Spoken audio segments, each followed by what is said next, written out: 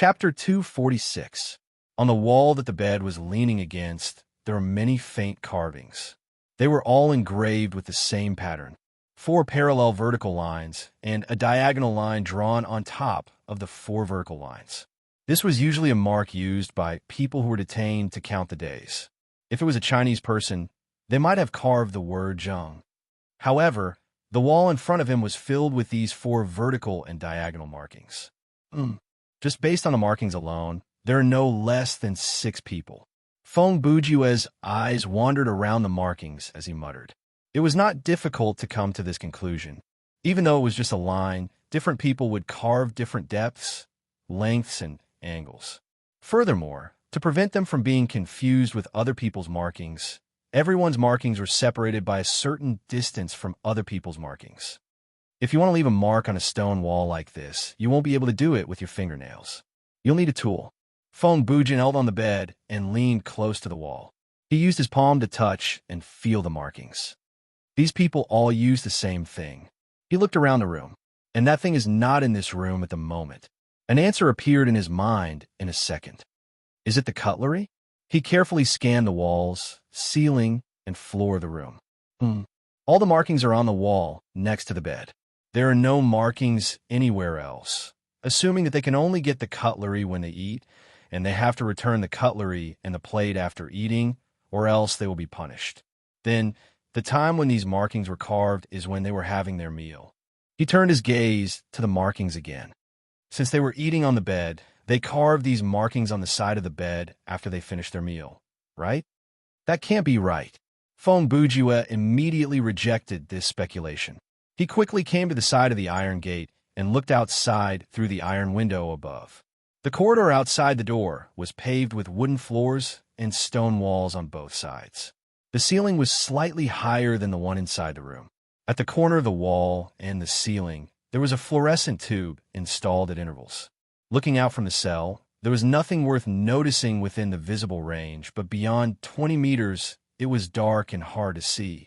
After roughly looking around for a few seconds, Feng Bujue immediately crouched on the ground to observe the rectangular opening under the iron gate. He almost stuck his face to it and sniffed it with his nose. Finally, he touched the edge of the opening with his hand and licked his fingers. Only then did he stand up with satisfaction. The upper and lower edges of the food delivery hole have been stained with food, which means that someone is using this hole to deliver food.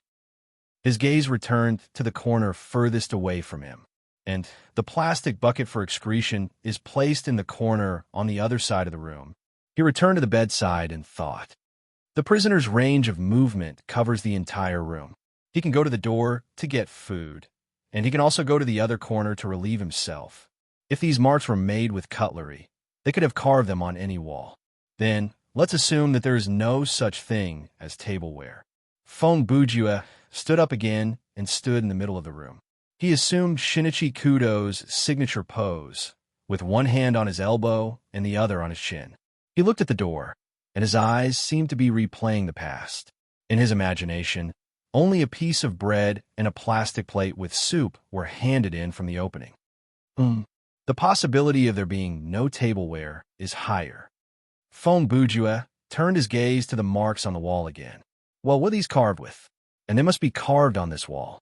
After eliminating the wrong assumptions, the answer was right in front of him. A light bulb lit up in his mind, and a smile appeared on Feng Bujue's lips. He took one step forward and pulled up the bedsheet. Note, the bedsheet and mattress on this bed were made from the same material. He saw what he was looking for. The bed was a whole, and no part could be separated. All 4 legs were welded to the ground. The bed frame was completely made of iron, and the bedboard was not made of wood, but of metal springs that were wound together. However, among these springs, a few had been broken. Although these broken metal springs could not be completely pulled away from the bedboard, the broken ends could be pulled and bent to the wall to engrave the marks. No wonder the marks are on the wall beside the bed, and they're all below a certain height. Due to the traction force of the other end of the spring, they can't write stably. They can only barely engrave straight lines. Feng Bujue spent 5 minutes and speculated the origin of the marks. For him, the process of observing the environment collecting information, reasoning, and solving problems was simply exhilarating. It made him forget the faint pain in his body. There are no windows in this room, so there is no way to see the sunrise and sunset. The people who are locked here have to rely on their senses and biological clock to determine how many days have passed. They have to rely on the number of times the people outside delivered food to them. Feng Bujue started to pace back and forth. Furthermore, the tools used to carve the marks are not easy to find. Looks like there have been more than 6 people trapped in this room. But among the many prisoners, there are only 6 or 7 of them who are relatively calm, have a clear mind, and have not given up on their desire for survival. The marks stopped at the 9th mark, which means that these people have been here for less than 10 days. They saw the marks left by their predecessors, so they should be able to predict what will happen on the night of the 10th or 9th day. With the current situation, there's a 1% chance that they will be released, a 1% chance that they will change rooms, and the remaining 98% chance that they will be killed. Feng Bujue scoffed. Humph. Even so, the only thing they can do is record the number of days they have been trapped on the wall. He walked to the wall and leaned against it to gauge his height. Without the plot introduction, there is no way to tell whether I am playing the role of Feng Bujue or someone else. The height seems to be about the same. He placed his hands at the same height as his head and leaned against the wall. He estimated that he was about 1.8 meters tall. The costume is my own, and my inventory. He glanced at the game menu. The flashlight SCP-500, Bad Temper of Miss Moxie, and life points recovery potions had all turned gray and could not be removed. TSK. I knew it. He grumbled with annoyance. Fine. Let me think. The guy who was dragging me in the introductory cinematic was less than 1.7 meters tall, but he was able to drag a 1.8 meters tall adult with one hand. It did not look like it took him much effort. Feng Bujue tried to estimate the boss power level. Then, he must be more powerful than a normal person. At least in terms of power, he should be about the same as a level 27 player like me. If the guy controlled the prisoners' meals and limited them to 1 meal a day, then he could have easily suppressed all the prisoners here without using any weapons. Feng Bujue walked to the door. What kind of person would come up with this kind of captive play? A murderer, a sadist, a cannibal, a mad scientist. Combining the few lines that the boss had said during the introductory cinematic, he used his fist to knock on his palm. Scientist. The few sentences that he said, were they meant for me? Or was he talking to himself? Feng Bujue mumbled. Or was he talking to himself as well as me? As he spoke, he grabbed the iron bars of the small window above the iron door. He tried to pull and push, but the door only creaked. Obviously, the door was locked. There was no handle on either side of the iron door, only a keyhole. Since there was a small window at the top, one could pull the door open without the need for a handle. Feng Bujue squatted down again and looked into the keyhole. Naturally, that was pointless. Escape from the room. Feng Bujue confirmed the mission content in the quest tab. Since this is a scenario during the game's advancement period and it's a solo nightmare, it has to be tailored for me. Using brute force to break down the iron door is not going to be a problem. Therefore, I need to figure out a way to open the door. He took out the wrench and started his carpet search. Starting from the side of the door, he knocked lightly on the wall and floor inch by inch, trying to find any hidden mechanism or hidden compartment. He did not even let go of the corner behind the small wooden cupboard and plastic pail. He moved the 2 items away and gave them a close inspection. In the end, he found nothing. Therefore, he started to tear at the bedsheet. The bedsheet was quite thick, but it was not stuffed with cotton or goose feathers, but pieces of cloth. They looked like they were cut up from old clothes, and they came in various colors and materials. Feng Bujue did not find anything inside the bedsheet other than the pieces of cloth, so he placed all the pieces of cloth on the ground and tried to sort them out. He sorted them according to color, material, and even size, but the result was meaningless. It looked like there was no pattern to these pieces of cloth. However, he did not give up and tried to use these colorful pieces of cloth to complete a puzzle. After sitting on the ground for half an hour, Feng Bujue finally gave up.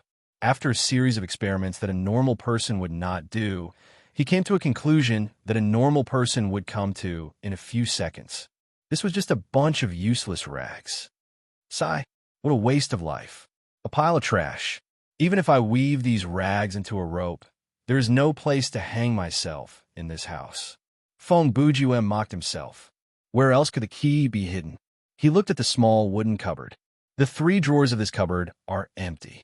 He then looked at the blue plastic pail. That pail has about 3 inches of feces and urine at the bottom.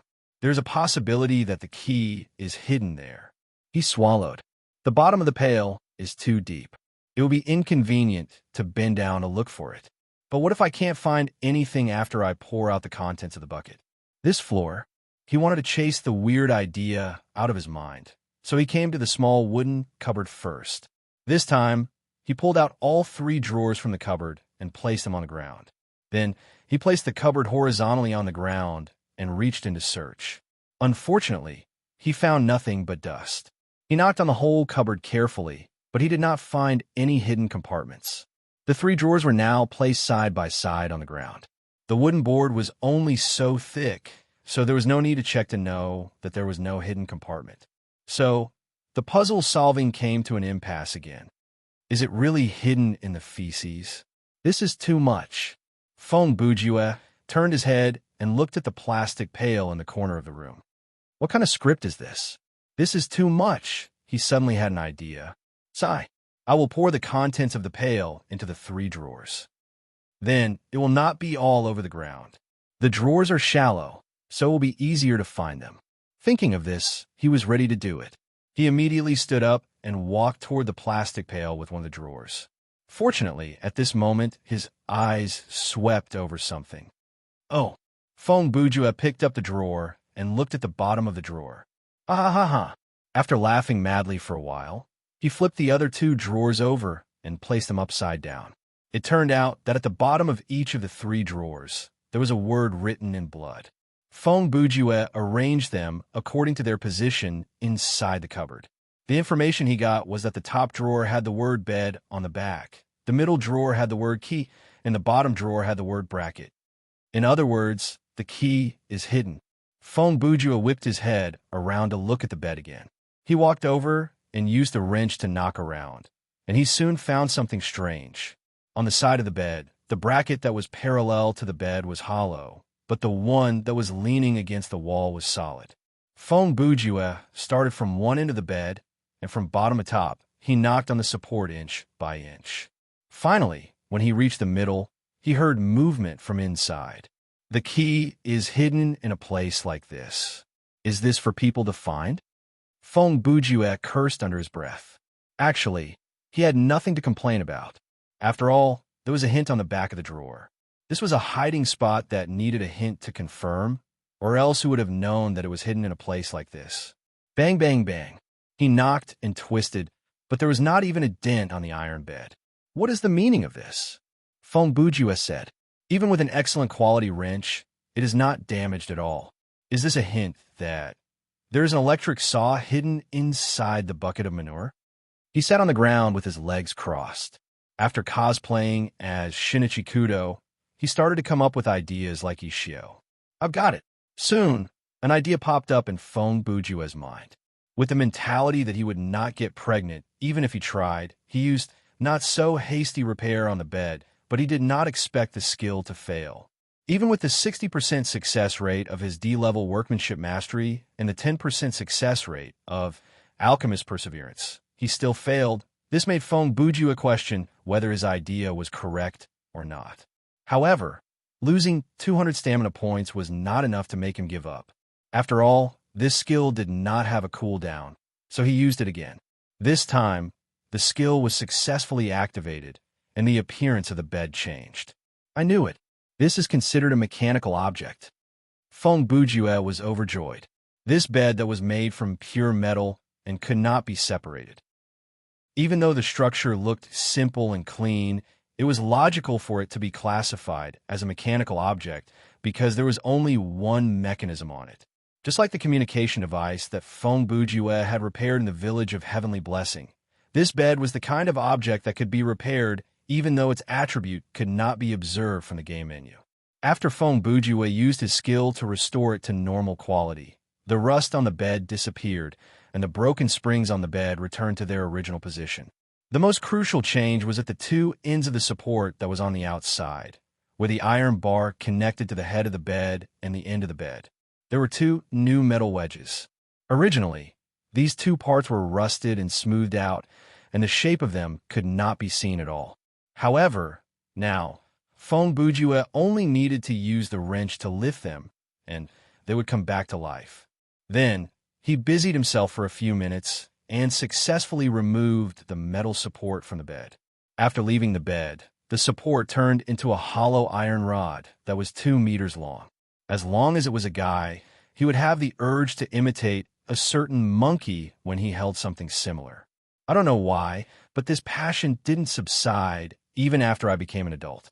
I don't know if it will disappear when I become a middle-aged man.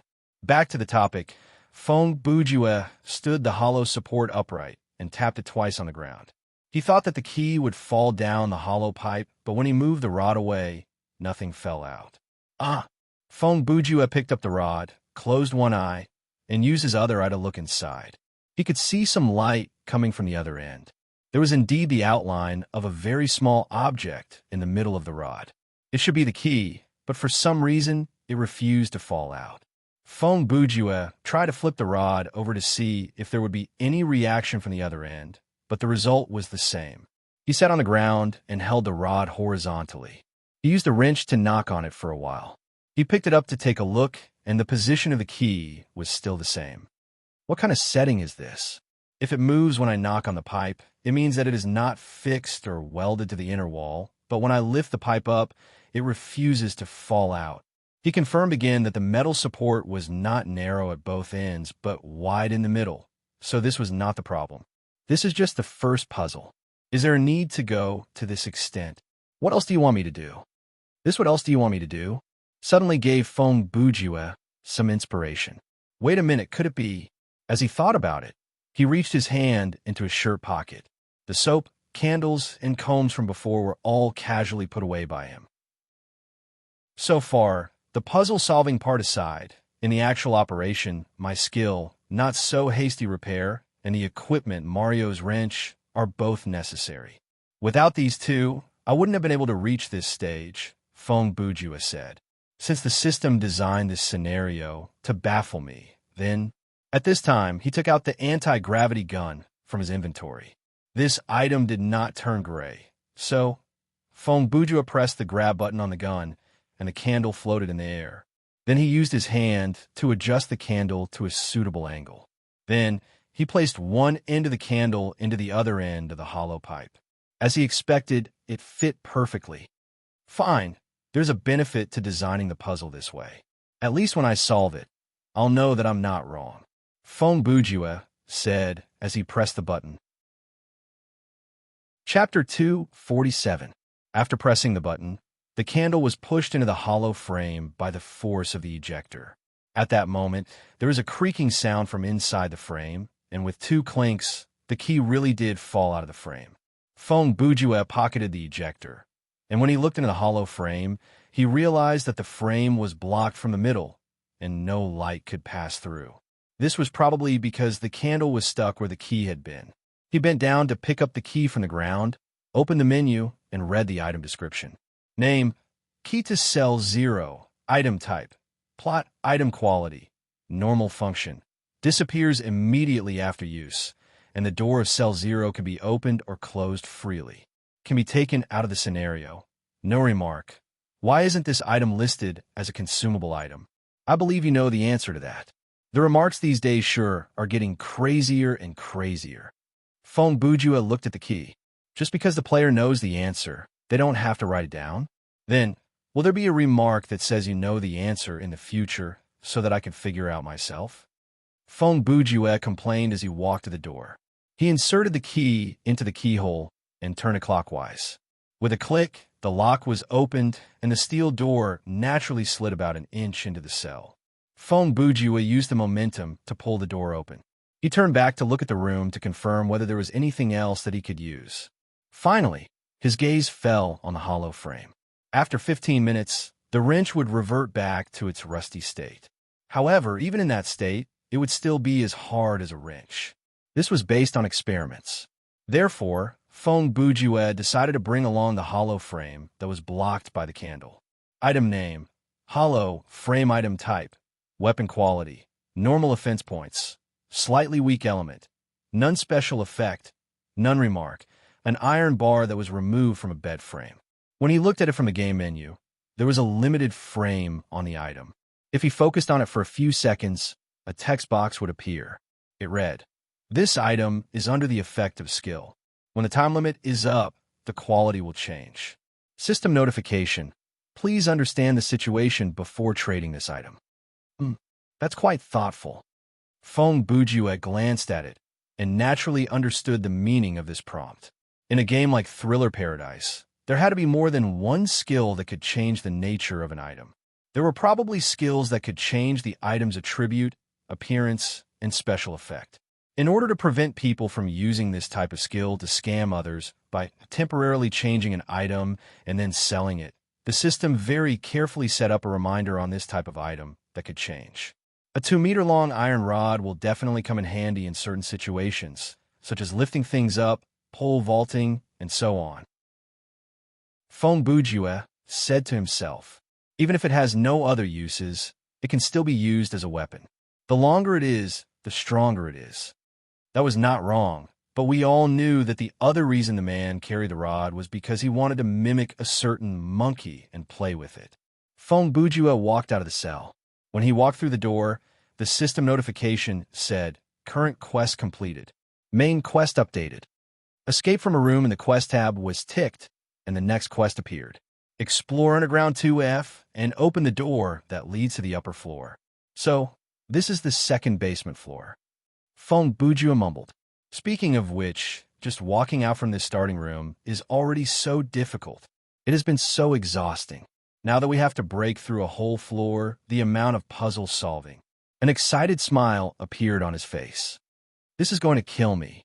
Be it his tone or the expression on his face, it showed that this strange man was quite happy, but the content of his words had a different meaning. After leaving the cell, Feng Bujue twirled the club and walked down the corridor. He was still making some noise. He was like a child on a spring outing. There was no sense of nervousness at all. There were no doors on either side of the corridor, and the corridor was empty. Other than the lighting above, there was nothing else. Of course, Feng Bujue knew that when he looked out from the room earlier. After walking for about 50 meters, he saw the doors to the other cells. There were 6 cells in total, 3 on each side. There were numbers painted on the iron doors, and that was something that Cell 0 did not have. On the left was Cell 1, 3, 5, and on the right was Cell 2, 4, 6. Between the doors of Cell 2 and Cell 4, there was a plastic trash can that was less than 1 meter tall.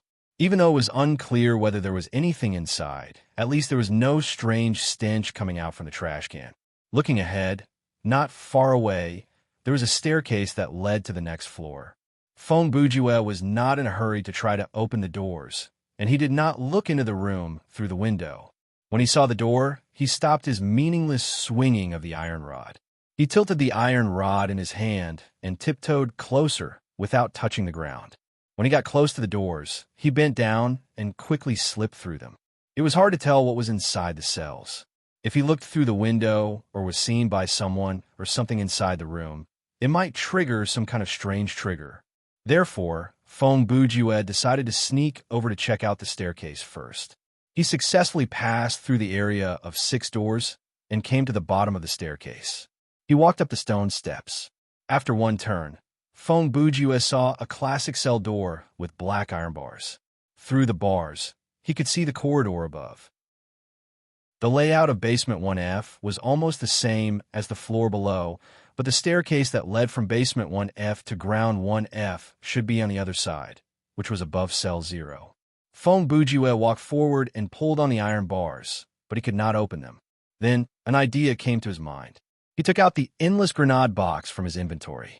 The endless grenade magazine was a tool, but it was different from a tool like the flashlight. The grenade magazine was a consumable item, and it did not rely on consumables to operate. Therefore, it was not banned by the system. Fong Bujue tried to place the grenade at the door lock to see if it could blow up the lock, but he realized that the grenade could not be removed. The grenade box can be used, but the item inside it cannot. Fong Bujue mumbled to himself. His guess was not wrong. Even though the grenade box was not banned, the item inside it was a consumable item, so it would be restricted by the system. Fine. Fong Bujue shrugged and left the door. He did not have high hopes for this kind of violent method to break through the cell door. When he was stuck in cell 0, he did consider using the grenade, but he soon abandoned that idea. If he used the Mark II grenade in that small space, his 26% life points would be vaporized.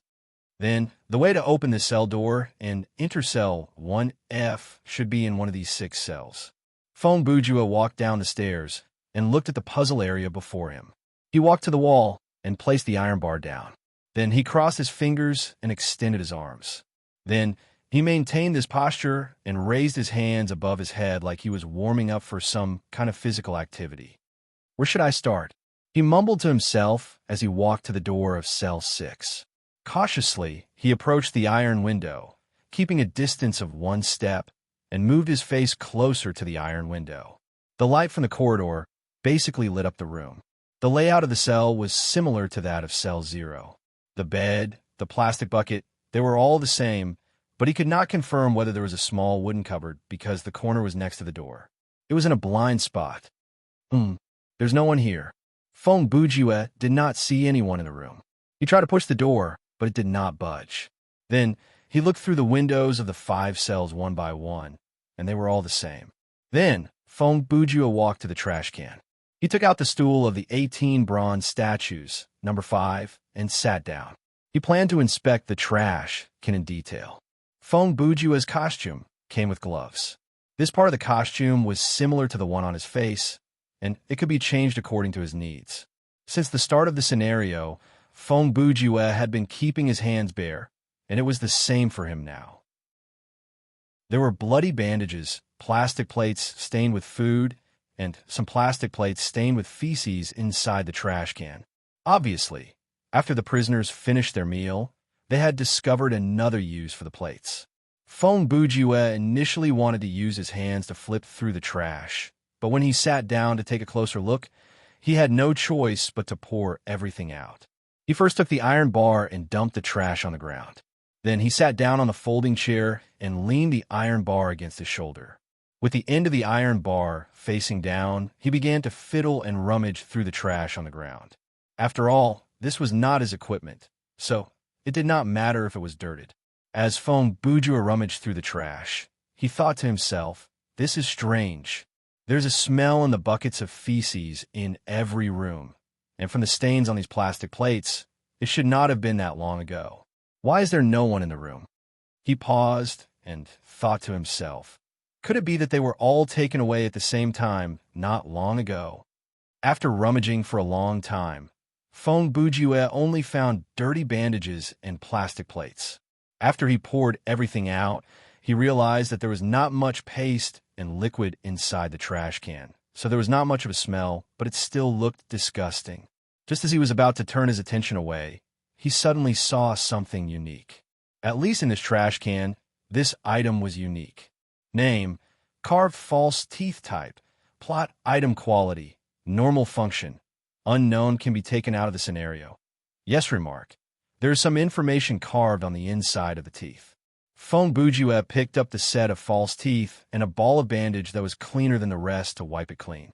Then he turned it over to study it, and, as he expected, there was a hint about solving the puzzle.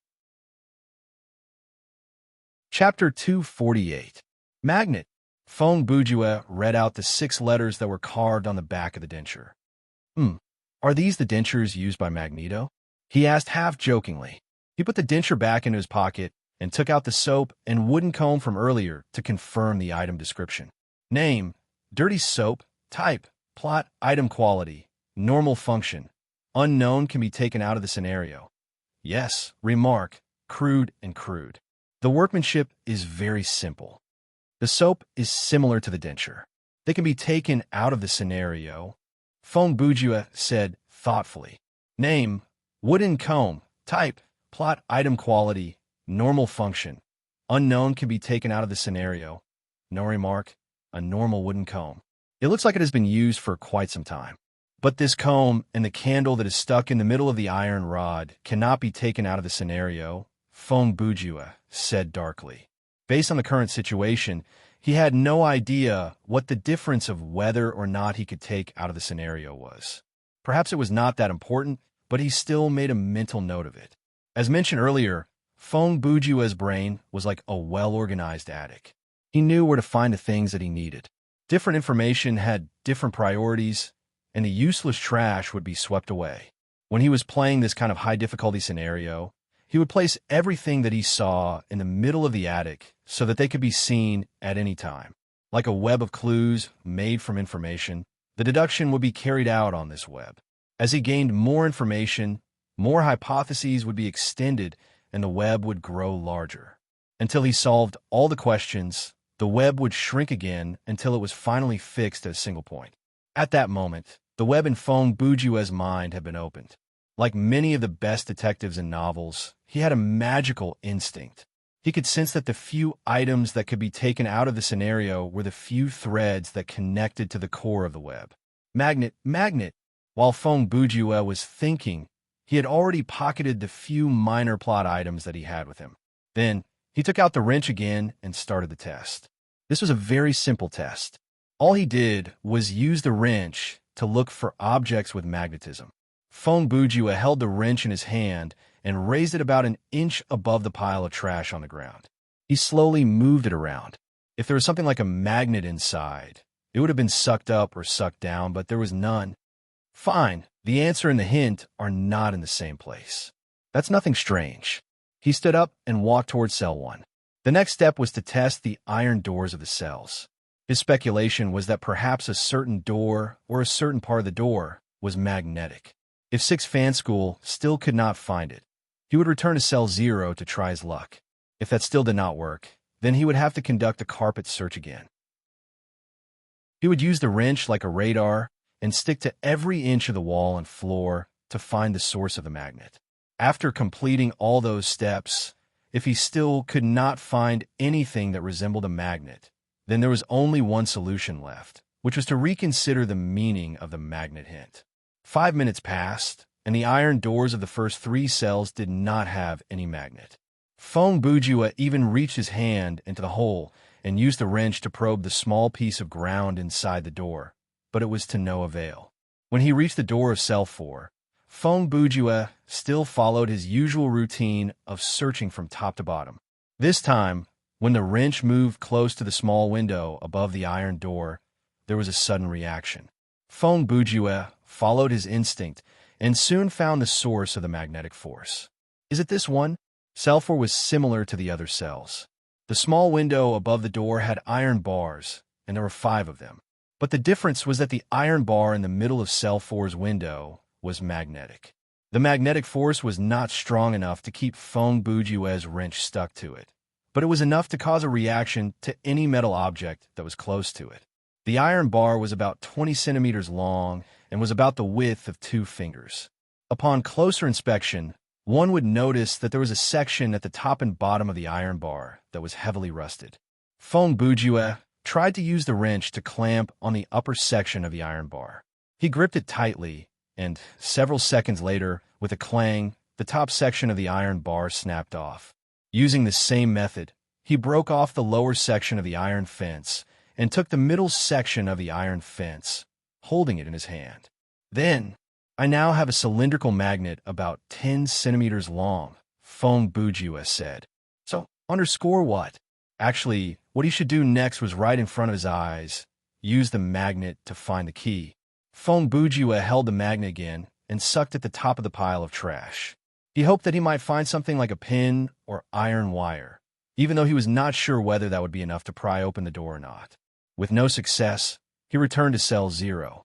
The door of this cell could not be locked anymore. Regardless of whether he was inside or outside, he could open and close it freely. Feng Bujue picked up the rags on the ground and started to weave the rope. If Xiao Tan was the one doing this, he would definitely be able to do it well. After all, the man was a surgeon, and weaving rope was obviously a piece of cake. But Feng Bujue, he was good at everything, but this was not his forte. Strangely enough, he was quite smart and patient. His hands were steady, and he could complete very delicate work. But he was helpless when it came to things like weaving and knotting. When he was young, he learned how to tie shoelaces for 2 months. After he learned how to do it, he wore running shoes for a year. A year later, he forgot how to tie them again. Back to the main topic, Feng Bujue spent more than 10 minutes to weave a rope about 2 meters long that was relatively sturdy. Even though he purposely used rags of similar material and length, the rope was still thick and strange. He confirmed the rope's reliability again and again. He even jumped on the rope for a while in the corridor before he was confident enough to tie the magnet to one end of the rope. Then, like fishing, Feng Bujue tossed the rope and the magnet into the hole and then pulled it back. About 20 minutes later, he confirmed that there were no keys under the beds or in the blind spots of the 6 cells. Could it be? After many failed attempts, his train of thought returned to a certain place. There is still one thing that has not been used in Cell 0. Feng Bujue walked back, and after the door is opened, I can return freely. This probably means...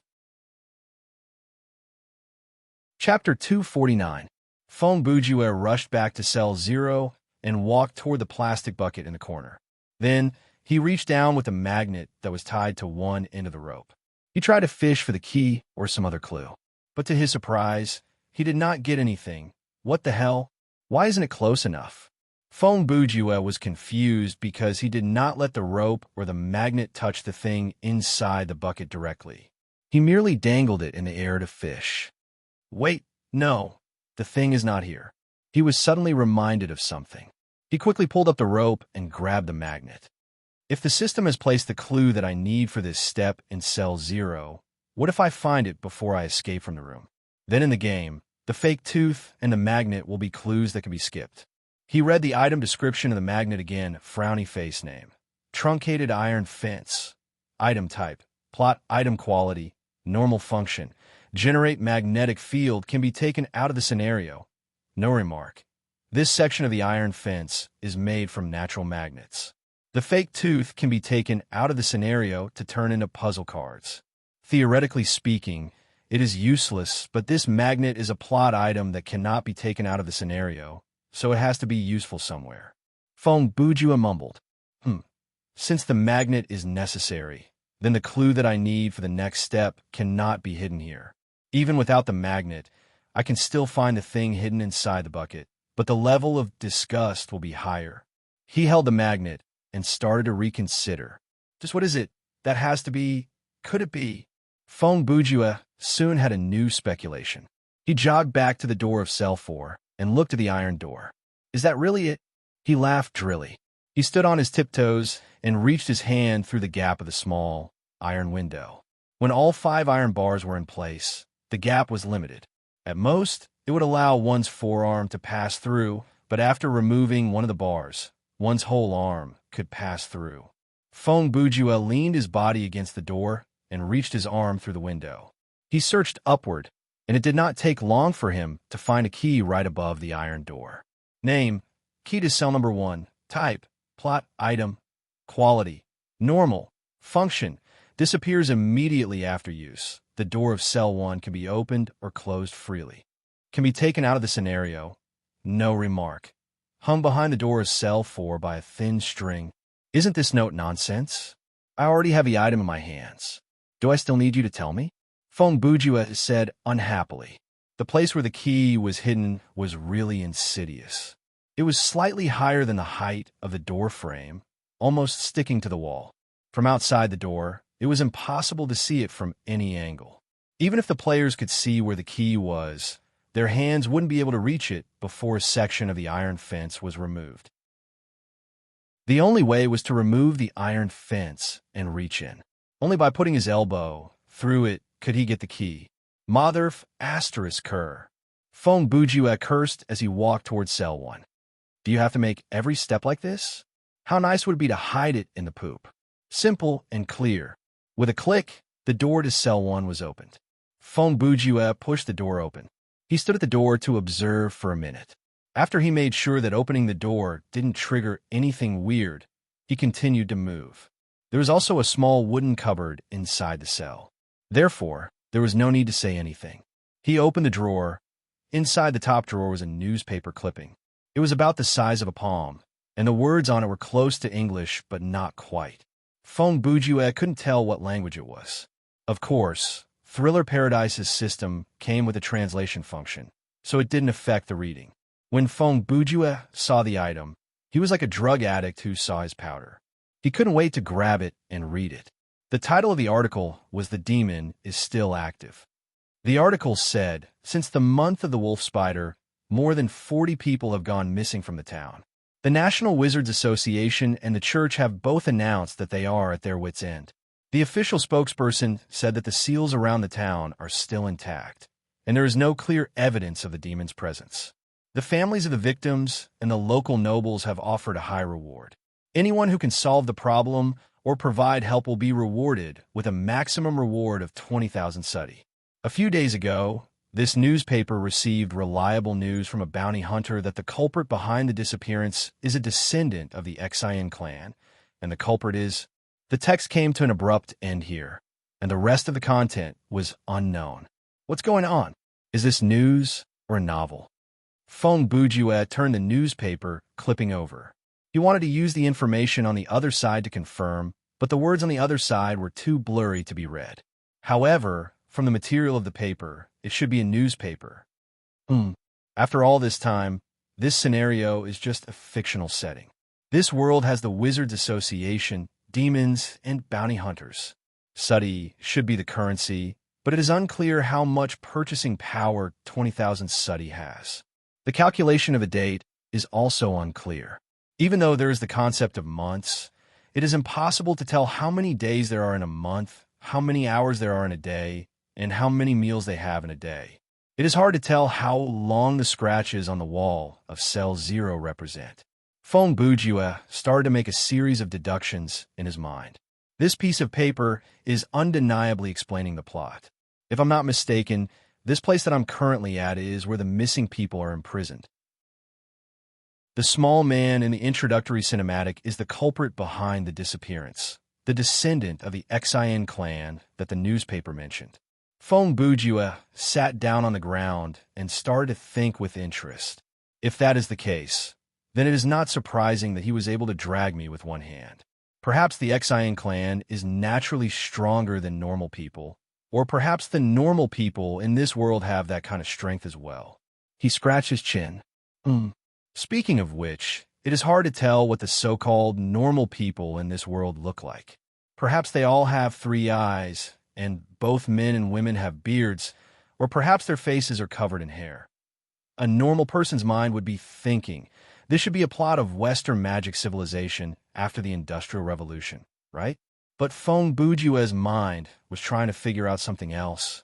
So far, he had only seen one person in the introductory cinematic, and he had not seen the person's face.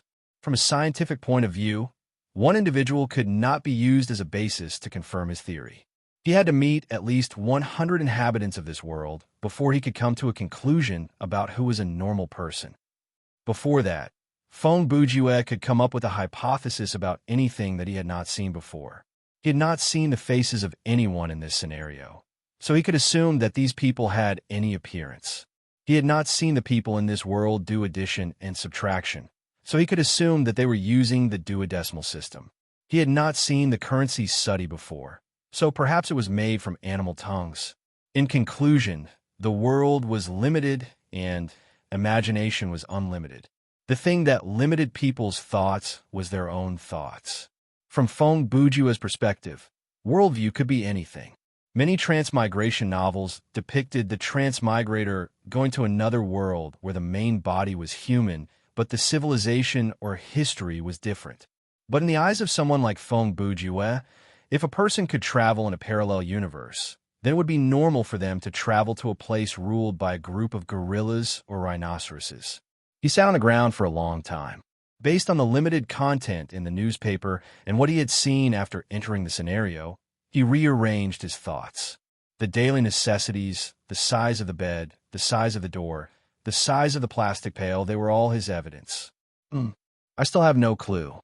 10 minutes later, Fong Bujua shrugged and smiled. Interesting. He put the small newspaper away and pulled out the first drawer from the small wooden cupboard. He gave it a 360-degree inspection. After confirming that there was no writing or carving on the drawer, he opened the second drawer. The thing inside was enough to make him cry tears of joy. Item name: the key to cell No. 2. Item type: plot. Item quality: normal function. Disappears immediately after use, and the door of cell number 2 can be opened or closed freely. Can be taken out of the scenario. No remark. This is a key that is easy to obtain. Why do I feel like this remark is completely pointless and is merely mocking the player? Fong Bujua grumbled as he put the key away. He looked through the second drawer with familiarity and then opened the bottom drawer. The drawer was empty, but there were 2 Arabic numbers written in blood inside it. 38. Based on normal puzzle solving, this should be part of a code, right? Fong Bujua said as he pulled the drawer out to inspect it. After confirming that was the only hint, he stood up and searched the whole room again. Before leaving the room, he made a new discovery. On the inner side of the iron door, on the side that faced the room, there was an arrow painted on it. The arrow was similar to the number outside the door. They were painted with paint. The arrowhead was not straight. Instead, it was an upward curve. The direction of the arrowhead was to the right. Oh, is that so? I think I get it now.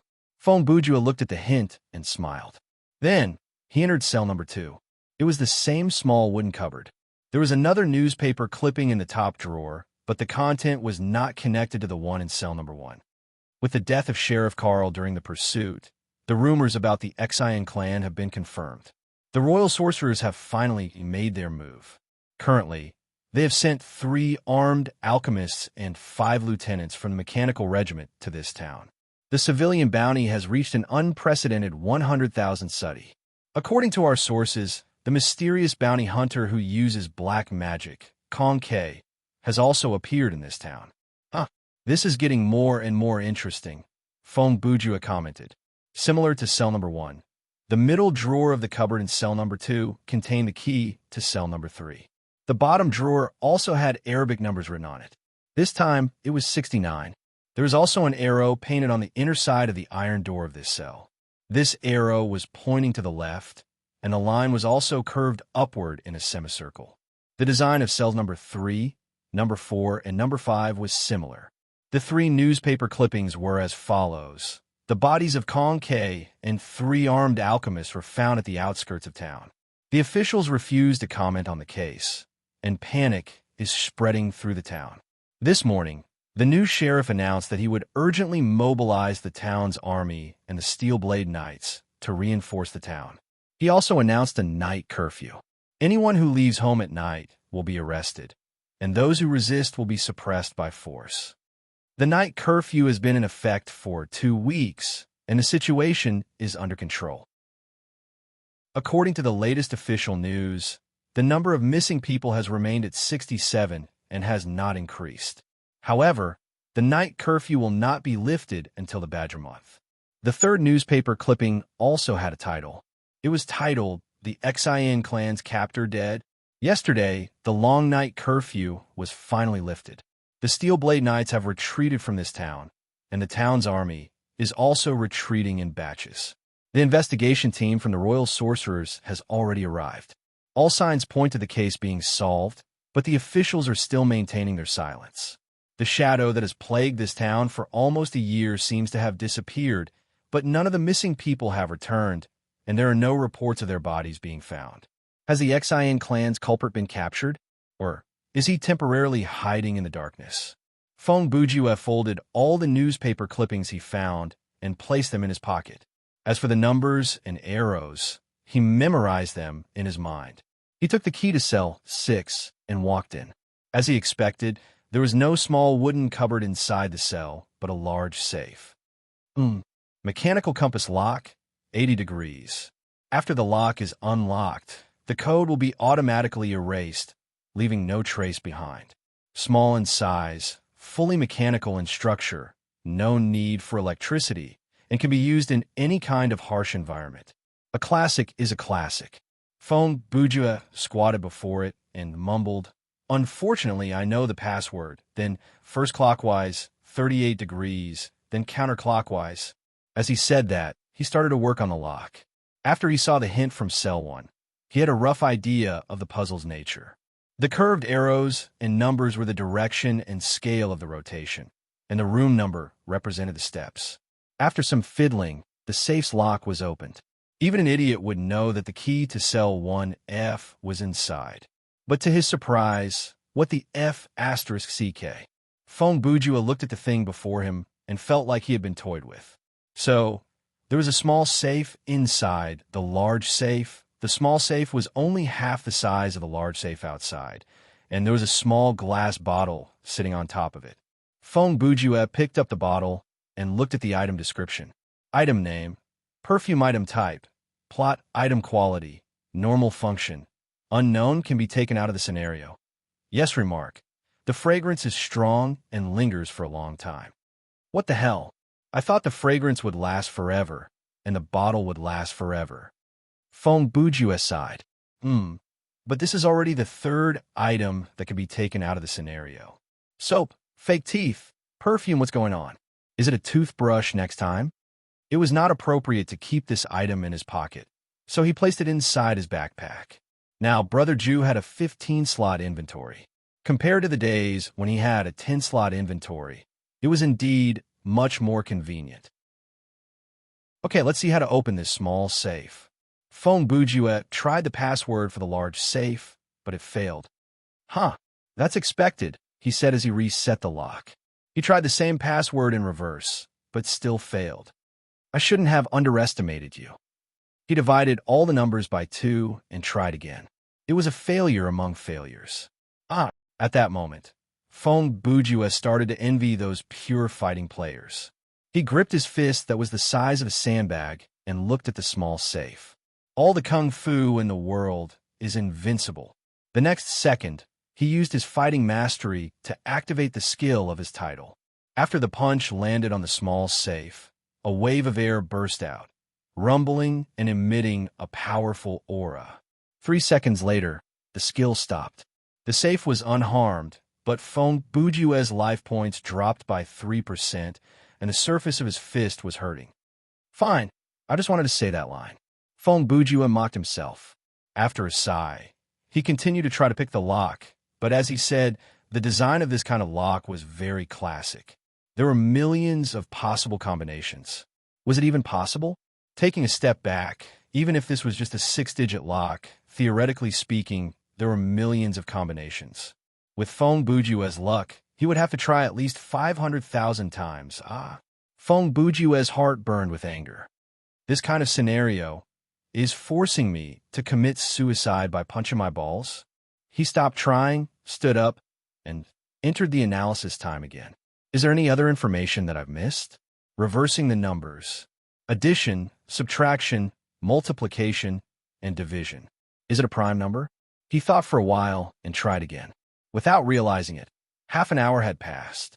In these 30 minutes, he tried all the possible combinations and confirmed one thing. The small safe's password had nothing to do with the large safe's password.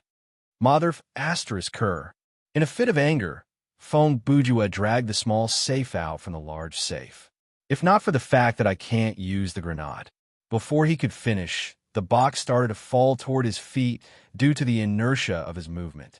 Feng Bujue did not expect the box to be much heavier than it looked. With his current strength in-game, he had no problem lifting a 100-kilogram barbell. Therefore, he did not think much of it when he pulled the box out. In the end, it resulted in a situation where he lifted a piece of metal and dropped it on his own feet. With this fall, he lost another 3% of his life points. That was not to be underestimated.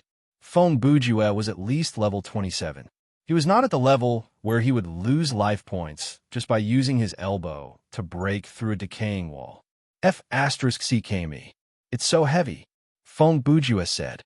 Is it lead, antimony, alloy? When he said that, a light bulb lit up in his mind. Wait, could it be? He sat down and pushed the box over to inspect it. As he expected, there was a small circular hole at the bottom. Chapter 250. Ha! Ha! The corner of Feng Bujue's mouth twitched.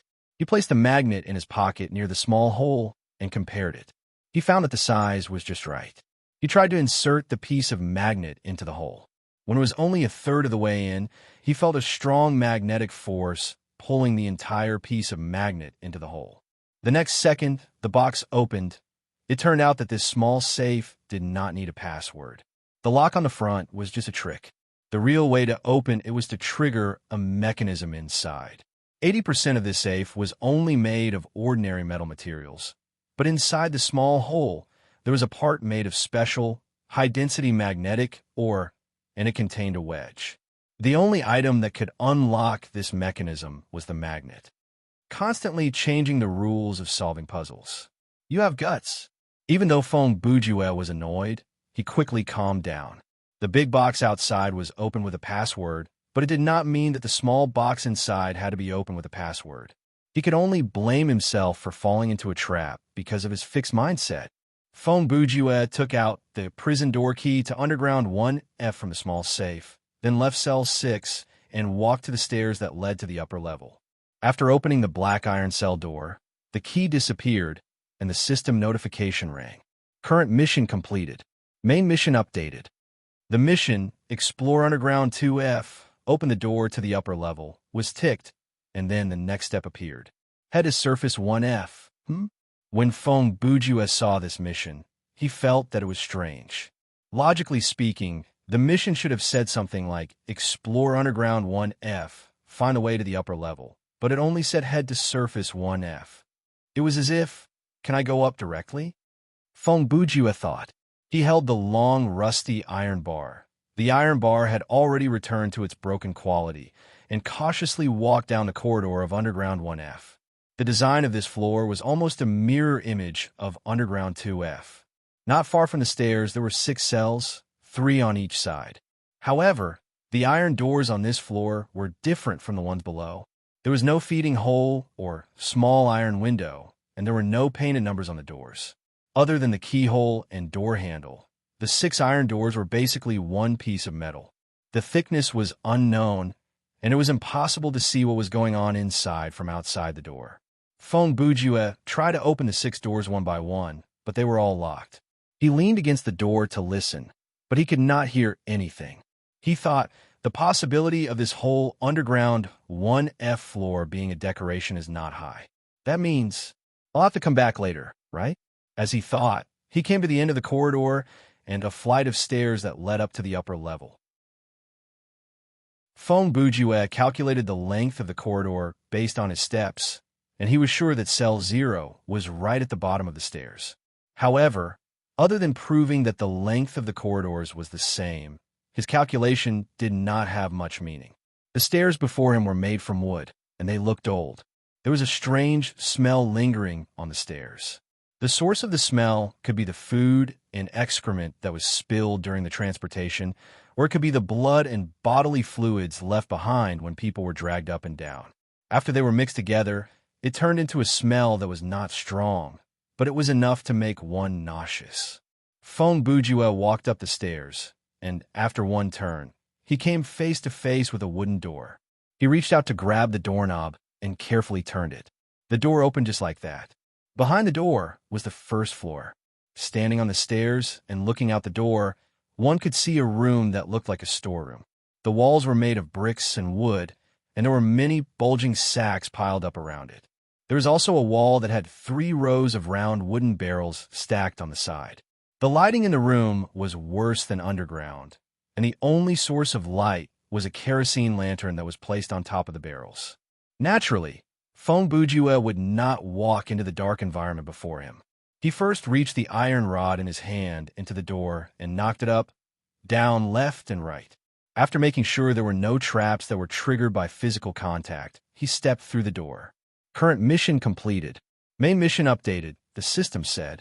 Explore 1F underground and find the red, yellow, blue, black, white, and gray keys. Return to 1F underground to open the 6 iron doors. Feng Bujue glanced at the mission and continued to move forward. The first thing he did was to grab the kerosene lantern. Since he could not use the flashlight, getting a lighting device was the most important thing. He only walked 3 meters forward when suddenly, with a bang, the door behind him slammed shut. Feng Bujue whipped his head around, but all he could see was the closed door and his own shadow on the wall. He listened cautiously for another 10 seconds, but there was only a suffocating silence around him. At that moment, he made the decision to take out the bell of Jingang and activate the special effect of death warning. In the next 5 minutes, anything that harbored hostility toward Feng Bujue and could threaten his life would trigger a reaction from the bell of Jingang. However, after activating the special effect, he waited for another 20 seconds, and there was no sound at all. What is going on? Feng Bujue mumbled to himself. There is no wind in this place, and the door can't be fitted with a spring-loaded hinge. How did it close without any external force? A normal person with a sense of fear would definitely be affected to some extent in such a state. However, Feng Bujue was not that kind of person. For him, even if a ghost face suddenly appeared behind the door, it would not affect his terror points. He had always considered the threat to his life points and ignored the existence of terror points. Therefore, as long as the bell of Jingang did not ring, he had nothing to worry about. He quickly walked up to the door and reached out his hand to open it. However, he heard the system announcement. This door has been sealed by some kind of unique power. Only those with the 6-colored key can open it. Oh, so the system has closed it. Feng Bujue sighed in relief. He understood the meaning of the system announcement immediately. The door was closed to prevent the player from returning underground with only 1 or 2 keys. That would disrupt the game's progress. While the death warning is still active, I should go out to investigate. With that thought in mind, Feng Bujue turned to grab the oil lamp. He placed the iron rod on the ground and hurried toward the other door in the room. He pushed the door open, and beyond it was a dark corridor. The light from the oil lamp could only reach a limited distance. By the way, the remark of the oil lamp read, "Do not question how long it will last. When it is time to go out, it will go out." Different from the 2 underground floors, the ground floor was made from wood and brick. It had more rooms. There were corners in the corridor, and there was furniture in the rooms. It looked like a normal house. So, the mad scientist built a dungeon under his house. Feng Bujue thought. Perhaps only the 6 rooms on the 2nd floor are used to lock people up, and the 1st floor is some kind of lab. With the kerosene lamp in hand, he moved sideways.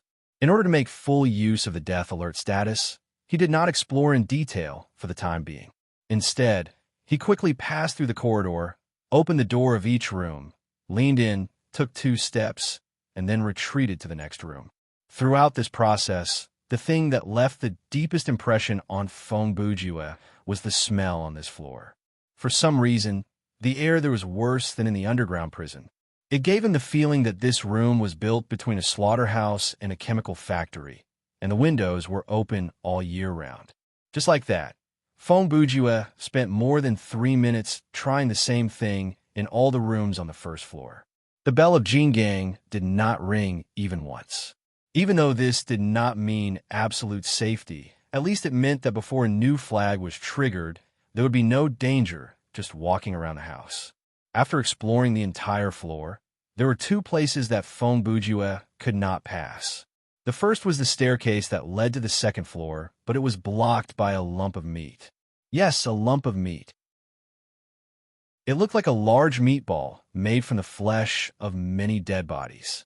It was unknown what kind of power made these things stick together to form a meat wall that blocked the staircase. Since the bell of Jingang did not ring, when Feng Bujue walked close to the lump of meat, he brazenly approached it and poked it with his finger. At that time, the system said, "A barrier controlled by a spell." It looks like it is made from the flesh of dead bodies. The second place that he could not pass was the door that led to the exit of this house. If he walked down the corridor, he would soon reach it. The door looked like a normal wooden door, but when Feng Bujue touched the doorknob, he got this system message. "Cannot be opened." These three words were probably the most common hint that players would get when they were faced with a door in a horror puzzle type game. Even Fong Bujue had no interest in commenting on it. It has been 1.5 hours since I entered the scenario. After the death warning ran out, Fong Bujue returned to the storage room that was connected to the basement. It feels like the game is not even halfway through yet, he said as he started his search. He spent 5 minutes looking through the storage room, but he did not find anything useful. The corners of the room were covered in dust and cobwebs. The sacks were filled with sand, and the rows of wine barrels that leaned against the wall were all empty. Based on his preliminary observation, there was no key to this storage room. Even if there was, it would be hidden somewhere that could not be found normally and would require some kind of clue to find it. Therefore, Fong Bujue carried the oil lamp and returned to the first-floor corridor to head to the next room. There was a study next door, and the floor of the study was covered with a carpet. It was not a normal carpet. To put it in perspective, even the loom that created it would curse that it was not its product. When Fong Bujue stepped on it, it felt like the carpet had already turned into a plant. It degenerated into a lush lichen in the stinky and dark air, or it was like moss that covered the ground after entering the room. There were 2 niches on the left side of the wall, and the decorations that had been placed there had all disappeared. If the decorations were once placed there, they would have died in the dirty air. If the decorations were once placed there, then the saints would have been dragged out by demons of various sizes from the darkness, all the way to the abyss of evil at the bottom of the room. Fong Bujue walked to the window and pulled back the curtain. Through the glass, he could only see the thick darkness. Even if he raised the oil lamp to the window, it was useless. Trying to open the window was obviously useless. Using the wrench to smash the glass only numbed his hand. He leaned his face close to the window and sniffed. Unfortunately, the air outside the window did not leak in at all. All he could smell was a damp smell that belonged to this house. It was a moldy smell that came from the combination of tarpaulin and rotten wood. Looks like it's impossible to escape from this house, Fong Bujue grumbled as he walked to the study table in the middle of the room. The table was messy, and a bunch of random objects were scattered all over the place. Fong Bujue picked up the objects one by one to check their attributes, but they were all trash. Only one of the drawers of the study table was unopened. The other drawers had been pulled out from the table and fallen to the ground. The papers inside the drawers were scattered around the corner and under the table. There was an ink bottle that had fallen to the ground from who knew where. The ink inside the bottle had already dried, and the papers around it were dyed with ink. There was an explosive ink stain on the carpet. Fong Bujue opened the only drawer that could be opened, and he found a magnifying glass inside it. He laughed. If only there was a smoking pipe or something like that. That would be so cool. Most people his age would think that this person was old-fashioned or Chinibu when they saw this pose.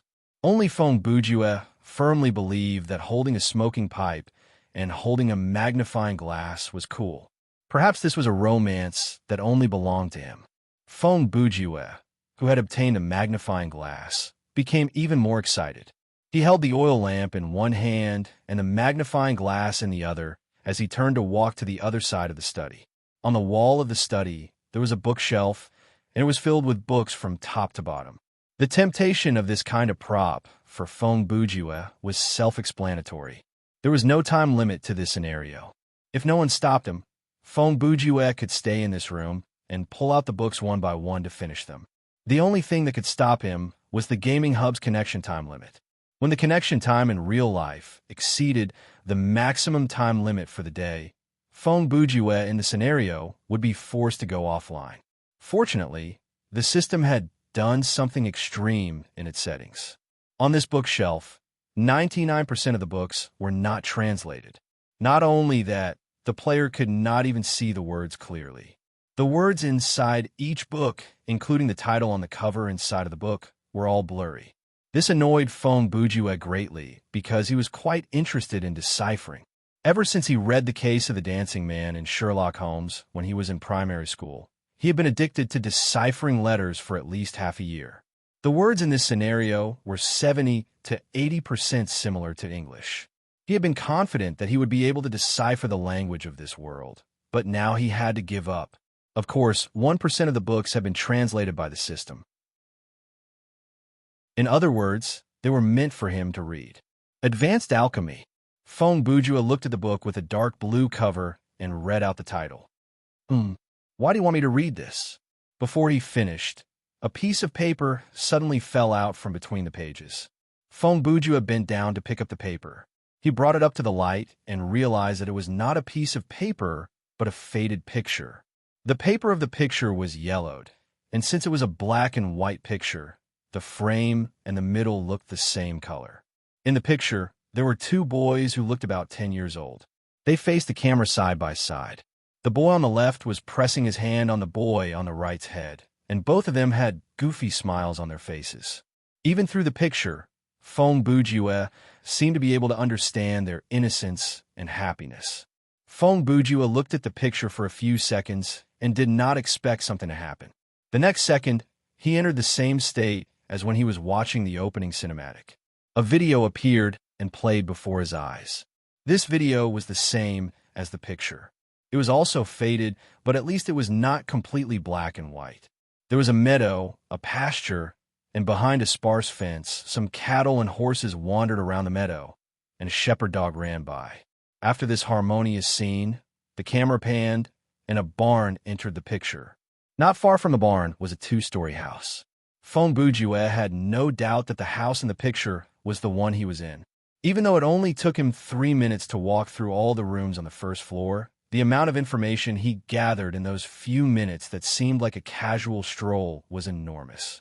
He estimated the size of the house, counted the number of windows and doors, constructed the floor plan of the entire first floor in his mind, and deduced whether every room on the first floor overlapped with the rooms in the underground corridor. He even considered whether there was a secret room between the walls. In short, it was not an exaggeration to say that the floor plan of the first floor of the house was already in Fong Bujua's mind.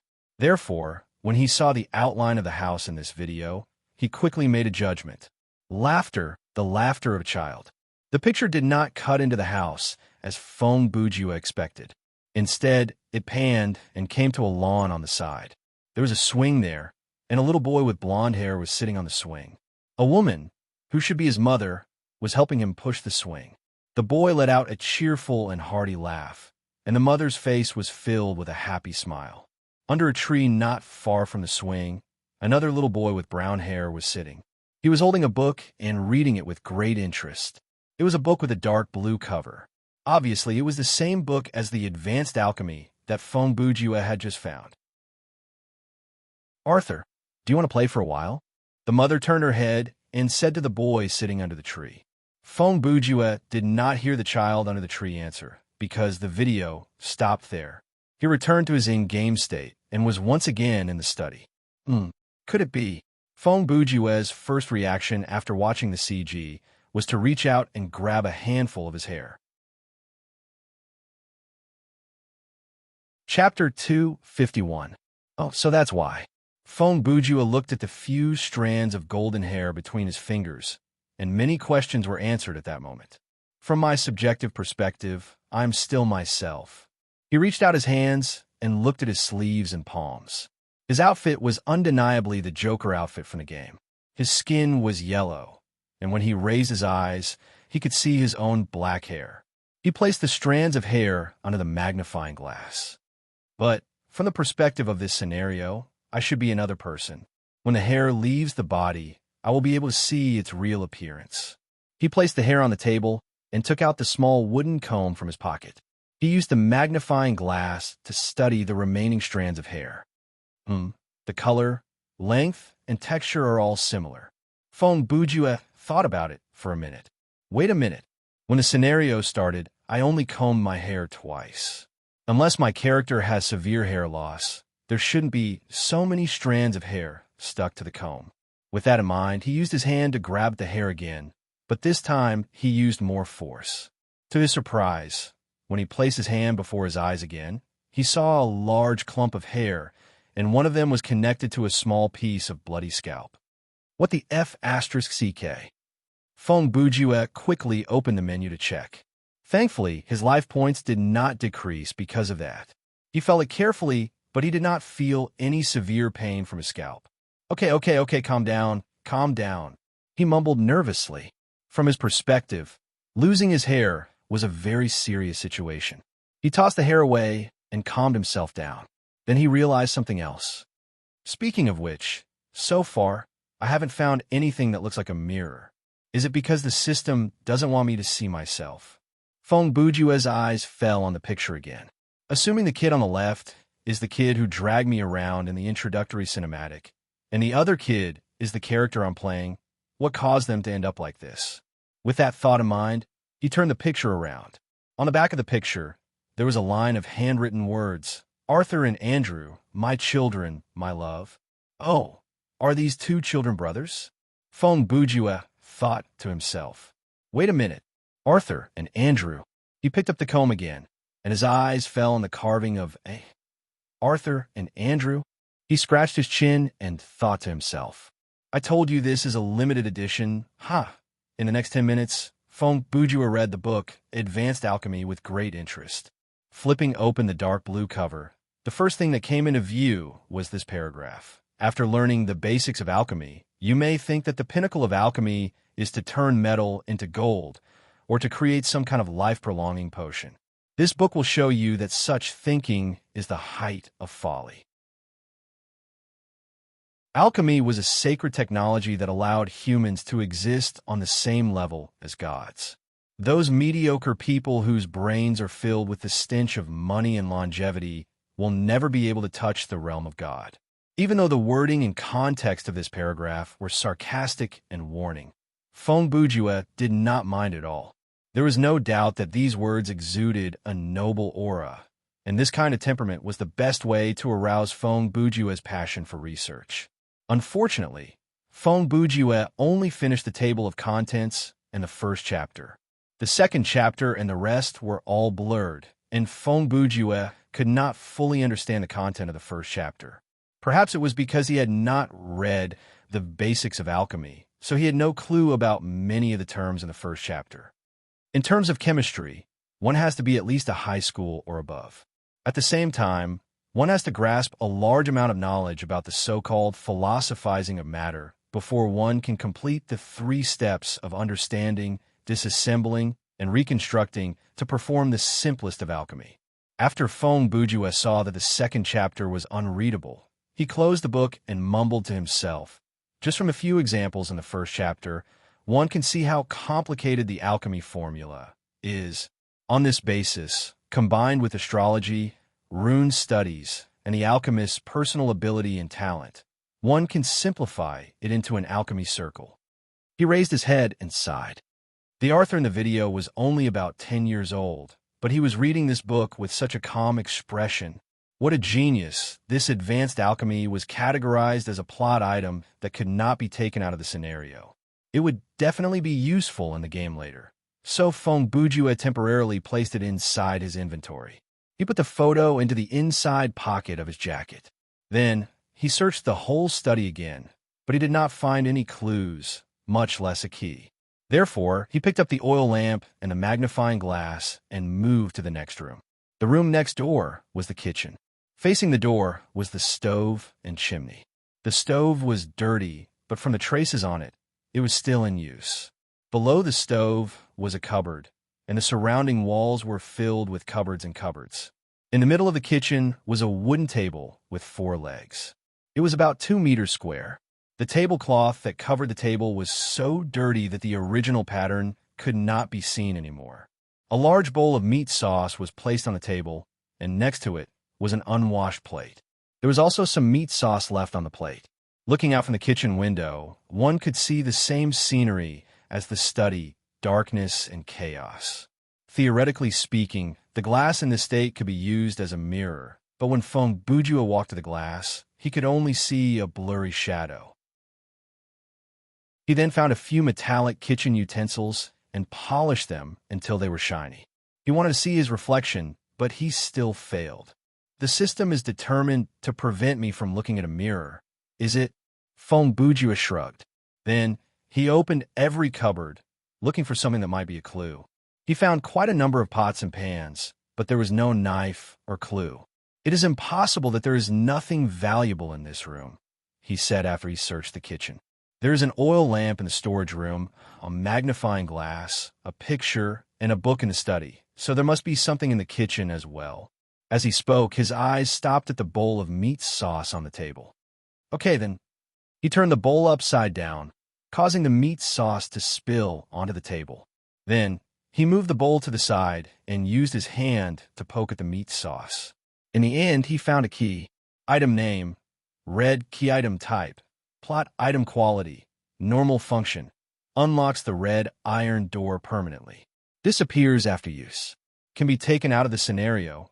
No remark. It is hidden at the red place. Chapter 252.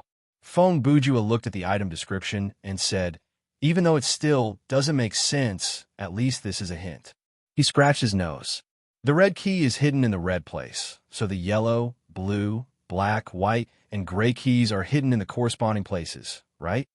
He pocketed the key, and the first question that appeared in his mind was, could the yellow key be hidden in the feces? With that question in mind, he left the kitchen and walked to the third room. The room was on the opposite side of the corridor. There was only one small window in the room, and it was nailed shut by a few wooden planks.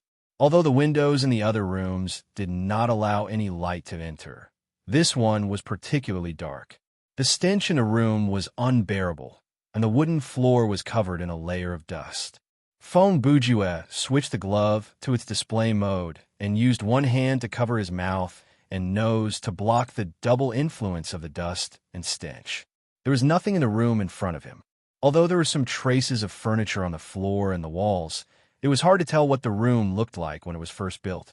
Feng Bujua believed that when the owner of the big house first started his evil business, he probably did not prepare a specialized prison cell, so this room was probably a temporary prison cell. Of course, now that he had the facilities of the 2 underground floors, his criminal career was on the right track. The black or gray key should be here, Feng Bujua said. He raised the oil lamp and started his inspection. This kind of empty room was easy to find. The walls, ceiling, and floor were easy to find. Feng Bujua walked around and soon found a heavily corroded floorboard right under the nailed window. He squatted down, clenched his fist, and knocked on the wooden board twice. With a crack, the wooden board broke. He reached his hand into the black hole under the floorboard and quickly found the item.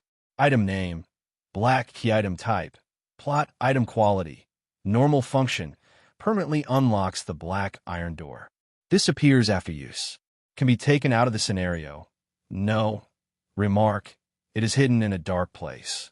For some reason, it feels like the keys for this part of the quest are hidden very casually, Feng Bujua mumbled. Compared to the maddening puzzles from the underground, this is merely a test of patience and meticulousness. The fourth room that he went to was the foyer. Technically speaking, it was not really a room because the foyer was connected to the corridor, and there was no door that led inside. The door that led to the outside was the unopenable front door. There was not much furniture left in the foyer, and it was scattered all over the floor. There was a clock on the wall, but it appeared to be broken. When Feng Bujua passed by it last time, he had noticed that the position of the clock's hour and minute hands had not changed. He stood before the clock for a long time and suddenly said, could it be that it only looks like a clock, but it's actually a clock that keeps track of the date? Feng Bujua was struggling with the setting of this world again. No matter how he looked at it, the clock had a 12-hour system. It was no different from the one in real life, but he liked to speculate. The 12 numbers and the 2 hands, one long and one short, represented the calendar. He searched the foyer for a while, but he could not find the key. However, he did find another plot item. Item name, feather leather hat item type, plot item quality, normal function, unknown, can be taken out of the scenario. Yes, remark, the craftsmanship of this hat is very normal. Even though it is decorated with a bright feather, it cannot hide the horrible quality. This is already the 4th plot item that can be taken out of the scenario. Feng Bujua wondered. Soap, fake teeth, perfume, feather leather hat. What is the meaning of all these? After he left the foyer, he went to the last room on the first floor that he had not entered, the toilet. It was unclear whether this world's technology was a bit off or it was due to the limitation of the system, but there were fluorescent lights downstairs, but there were only oil lamps upstairs. There was a gas stove in the kitchen, but the ventilation came from a chimney. The toilet before him had a flush bowl, but it did not even have a light bulb. Next to the door was a small table, and there was an empty plate on the table. There was still some wax left on the plate. Using a candle to use the toilet in the middle of the night. How scary is that? Feng Bujue closed the toilet lid and stood on it. He wanted to see if the small window in the toilet could be opened. Oh, by the way, there's no mirror here, so it can't be that scary. He knocked on the frosted glass. It was very sturdy, and the size was not big enough for him to crawl out. Fine. White key or yellow key? Which one will it be? Feng Bujue had already checked the interior of the toilet. There was only clear water, so as he spoke, he opened the water tank. Bang! The door behind him closed with a bang. Again? Will I trigger if I open the water tank? Feng Bujue quickly turned to open the door, but no matter how hard he tried, the door would not budge. It was as if there was someone outside holding on to the doorknob. This time, there was no system announcement. Now, I don't even have a death warning. What the hell is going on? Feng Bujue knew how scary the nightmare difficulty was. Instant death was a common occurrence. Even if he said the wrong thing when communicating with an NPC, there was the danger of being killed instantly. His relaxed nerves tensed up again, and he was ready to use his skills to deal with any danger that might come his way. By then, his life points had reached 40% due to natural recovery, but it was hard to tell how much that amount of life points would help him in the nightmare scenario. Step by step, Feng Bujue approached the toilet cautiously. There were many scary scenarios in his mind. For example, the toilet suddenly turned into a monster and opened its mouth to bite him, or the monster used its mouth to spit out something to drown the toilet. No matter what, it was definitely scary. Of course, imagination was just imagination. In reality, other than the door being locked, there was nothing else out of the ordinary. He leaned closer to look at the water tank, and there was indeed a key at the bottom. Item name, blue key item type, plot item quality, normal function, unlocks the blue iron door permanently. Disappears after use. Can be taken out of the scenario, no remark, hidden in the water. This has changed the rules again. Based on this logic, shouldn't the red key be hidden in the fire? Feng Bujue complained as he pocketed the key. He did not stop thinking, and soon he realized why the door was closed. I get it now. There are 6 keys in total, 3 on the first floor and 3 on the second floor. When I found the last key on the first floor, the plot was triggered. Something has to happen, and then I can go to the second floor. The foyer is connected to the corridor, so there is no key there. The kitchen, empty room, and toilet are all rooms with doors. No matter which room I am in when I find the third key, I'll be trapped inside it. He continued his analysis. The question is, what will happen? Will the lump of meat at the staircase move away or disappear on its own after I'm locked up for a while? Patter, patter. A strange sound came from the corridor. Feng Bujue's expression shifted slightly. He took several steps forward and leaned against the door to listen. Patter, patter, patter. It sounded like something was moving quickly on the wooden floor. The strange sound became more frequent and denser. It sounded like a bunch of rats that were as fat as cats were rushing down the corridor. Is that for real? Feng Bujue swallowed as he imagined the pieces of meat that were glued together moving like living creatures and squeezing together to move down the corridor. Those with trypophobia might be creeped out by this kind of psychological suggestion, he said in a light tone. But this kind of setting is bang, bang, bang. Hey, someone is knocking on the door. Before Feng Bujue could finish, the toilet door was knocked 3 times, and the location of the knock was slightly above the door. Wait a minute. The door is not even locked. Indeed, the toilet door did not have a keyhole. One only needed to turn the doorknob to open it. However, inside the toilet, there was a latch lock. The person inside could use this method to lock the door, but the latch was not in place. Oh, I get it now. The thing outside the door has no fingers, so it can't hold the doorknob. Feng Bujue mumbled as he put the latch in place. Huh, Now there's nothing you can do. Bang, bang, bang, bang. The thing outside banged against the door again, and it made some muffled sounds. Cough, cough. Air, huh? Is it trying to communicate with me to open the door? Feng Buju asked. No, that's probably just the roar coming from the monster's throat. The banging outside the door started again. The thing seemed to have started to move again. Based on the sound, it circled around the room and then went to the front door. However, it did not seem to be able to open the door. 2 minutes later, it returned to the toilet door and banged against it again. This time, the muffled sound was very strange. Feng Bujue felt like there was a whimper and pleading in the sound. Something doesn't sound right, Feng Bujue said. Then another sound came. It was very clear. It was the sound of human footsteps. The footsteps came from the stairs on the second floor and moved down the corridor toward the toilet. The banging on the door became more urgent, and the thing outside the door started to growl. Kacha! The toilet door opened. Feng Bujue opened it. In the 1 minute earlier, Feng Bujue had noticed that the doorknob could be turned normally again. Therefore, he came to a conclusion. There had to be a choice here, a choice that could affect the ending of the scenario. The creature at the door had a human upper body, but it had no hair, fingers, tongue, or chin. Its lower body was weirder. There were more than 100 legs connected to its waist, and each leg was made up of human finger joints. There were about 10 joints to form one leg, which was the length of 3 fingers. When Feng Bujue saw this thing, he did not say anything. He turned around silently to see its reaction. In the end, it flew past Feng Bujue and escaped to the corner of the toilet, shivering. So, it is running for its life? Feng Bujue held the oil lamp and poked his head out to confirm the identity of the approaching footsteps. Then what does the real monster look like? Chapter 253. The owner of the footsteps soon turned the corner of the corridor and entered the range of the oil lamp. What a disgusting creature.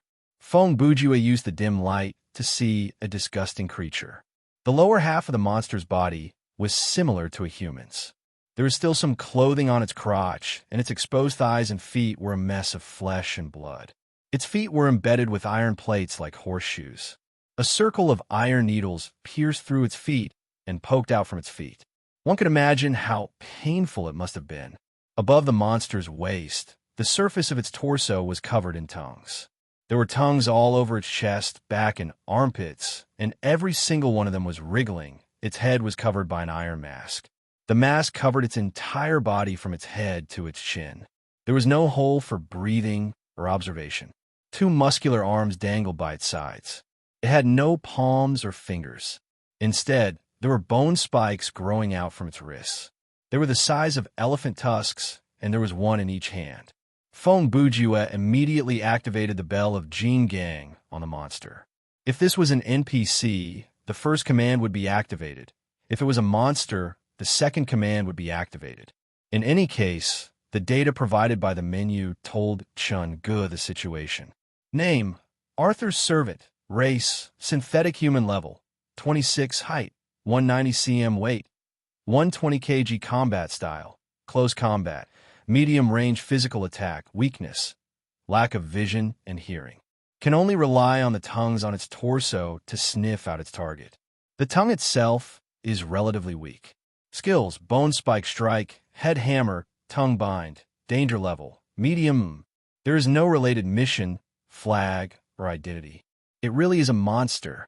Feng Bujue quickly scanned the information in the menu. He dashed back into the room, closed the door, and locked it.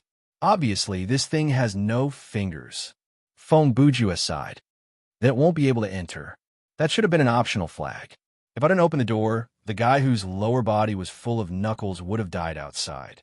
Now that I've chosen to open the door, the plot would have turned into, I've saved it, and it would have acted as an NPC to assist me in my mission. Bang, bang, bang. The sound of the door being slammed was heard again. It sounded like the monster was using the helmet on its head to knock on the door. Oomph. As expected, Feng Bujue laughed. Next, we just need to wait for the one outside the door to leave. Screech. A bone spike easily pierced through the door, creating a palm-sized hole in it. Fortunately, Feng Bujue took a few steps back after closing the door. Otherwise, his chest would have been pierced through. "You've got to be kidding me."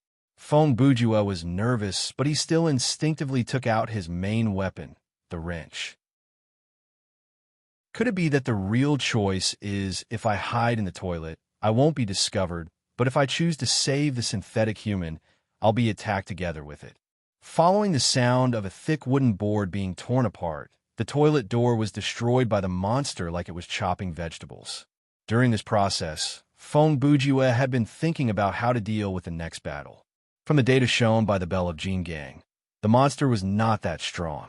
If they were in a slightly more open environment, the player only needed to hold a long-ranged weapon and shoot at the tongues while they were outside the range of the bone spike. Then, they would be able to kill the monster without taking any damage. Unfortunately, the environment of the scenario was very small, and the toilet was the smallest of the many rooms.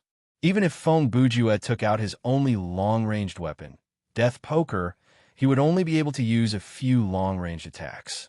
At most, he would be able to use the special effect of shield to block 2 lethal attacks. The dangerous environment meant that he could only use the monster's specialty, close-quarter combat, to deal with it. Furthermore, his life points were not full to begin with, so it was obvious that the situation was not going to end well. 1 minute later, the toilet door was almost completely torn open. Only a small part of the door was left, and the middle was wide enough for a person to pass through. The monster leaned forward and crawled through the large hole in the middle of the door. It moved closer and closer. Feng Bujue could only retreat, but the place was only several square meters, and his back soon hit the wall. To his surprise, after the monster entered the door, it completely ignored Feng Bujue. It took a few steps before turning to the other side to approach the synthetic human that was hiding in the corner. Error cough. The man without a tongue and chin started to wail, but no matter how hard he tried, he could not make out a clear sound. With 2 coughs, blood splattered. The monster that entered the door later used 2 bone spikes to pierce through the fugitive's chest. Then, it lifted the man up and used the tongues on the man's torso to latch onto its chest. It looked like it was hugging a dead body, but it did not use its hands. Feng Bujue had no idea whether the first one would be killed by such an attack or not, but he believed that under the current situation, it was best not to disturb the intimate interaction between the two. Arthur's servant found what it was looking for and turned to leave the toilet. It moved at a speed that was not too fast or too slow, just like when it came in. It did not take long for it to walk out of the toilet. From the moment it appeared until now, it did not react to Feng Bujue's presence at all. "It can't sense my presence?" Feng Bujue thought about this and immediately chased after it. "I want to see where you're taking it." If it was a normal person, they would probably still be standing in the same place, waiting for the monster's footsteps to disappear. However, Feng Bujue could make a judgment in a few seconds and take action. Why can't it sense my presence? Can't it smell my scent? Or am I just a ghost? Feng Bujue trailed behind the monster like he was taking a stroll in the park. After all, the thing did not have any sense of hearing, so there was no need for him to tiptoe around. It is still unclear whether its sniffing mechanism is based on normal smell or not, so there is no way for me to speculate further. He thought, if I am a ghost, the truth of this scenario should be, after the opening cinematic, I died in Cell 0. From the moment I woke up, everything was a ghost's imagination. Only the scene earlier was real. In that case, I am quite a powerful ghost. At least I can open and close doors. The reason Feng Bujue laughed was because both of these hypotheses were obviously wrong. Halfway through, he felt that they were too far off the mark. Could it be? Feng Bujue looked at the monster's back and mumbled, "It is not that it can't sense my presence. It just doesn't want to hurt me." Once this thought appeared, it triggered a series of connections. Yes, if I am Andrew, why would Arthur's servant attack his master's brother? No matter what happened between the two brothers, at least from the limited information I have, Arthur did not wish for Andrew's death, or else he would have done it himself at the start of the scenario. While he was thinking, the monster had reached the staircase that led to the second floor. Strangely enough, the meat wall at the staircase was still there, and it looked no different. Hey, hey, hey, how did you guys come down here? The footsteps came from here. Fong Bujue was about to complain, but the synthetic man with the dead body stuck to its chest walked up the stairs step by step. It squeezed into the meat wall, just like that. It was like a human reaching into a pile of red dates or some other dense substance. It squeezed and squeezed and squeezed. The meat wall appeared to be alive. It stuck close to the synthetic man's body without leaving a gap. It moved closer and closer to the synthetic man, and after it passed through, it closed back into a complete wall. So, that's how I passed through this place. Fong Bujue regretted using his finger to poke at the wall. That's not right. Then why did I trigger this dog-eat-dog scenario after I found the 3 keys? He slapped his forehead. Oh, this scenario is to hint to me, or rather to show me, the way to pass through this wall. With that in mind, Fong Bujue took a deep breath and changed the goblin's mask to display.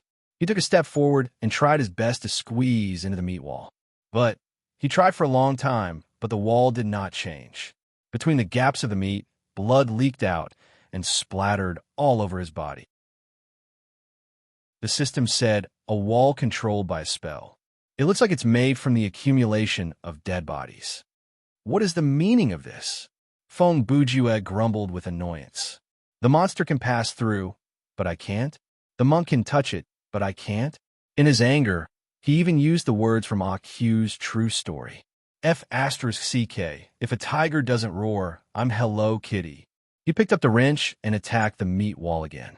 Who knew that when the meat wall was attacked with high intensity, something like a magical force field would appear on its surface?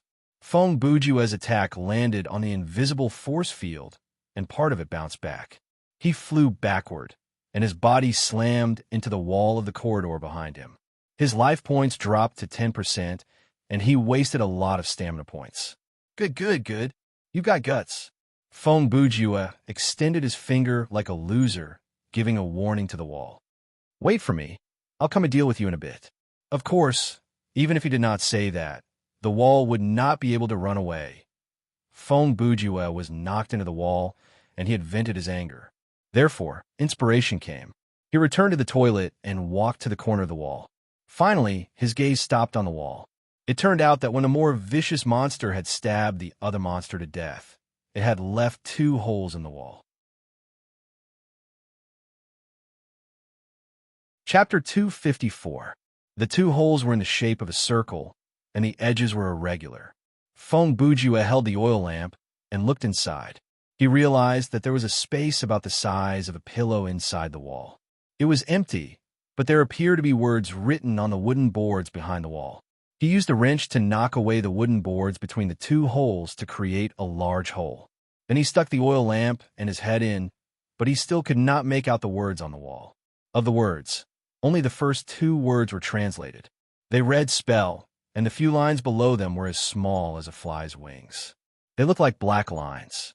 Fong Bujue immediately understood that he had to use the magnifying glass here. He pulled his head back from the wall and did not poke his head out.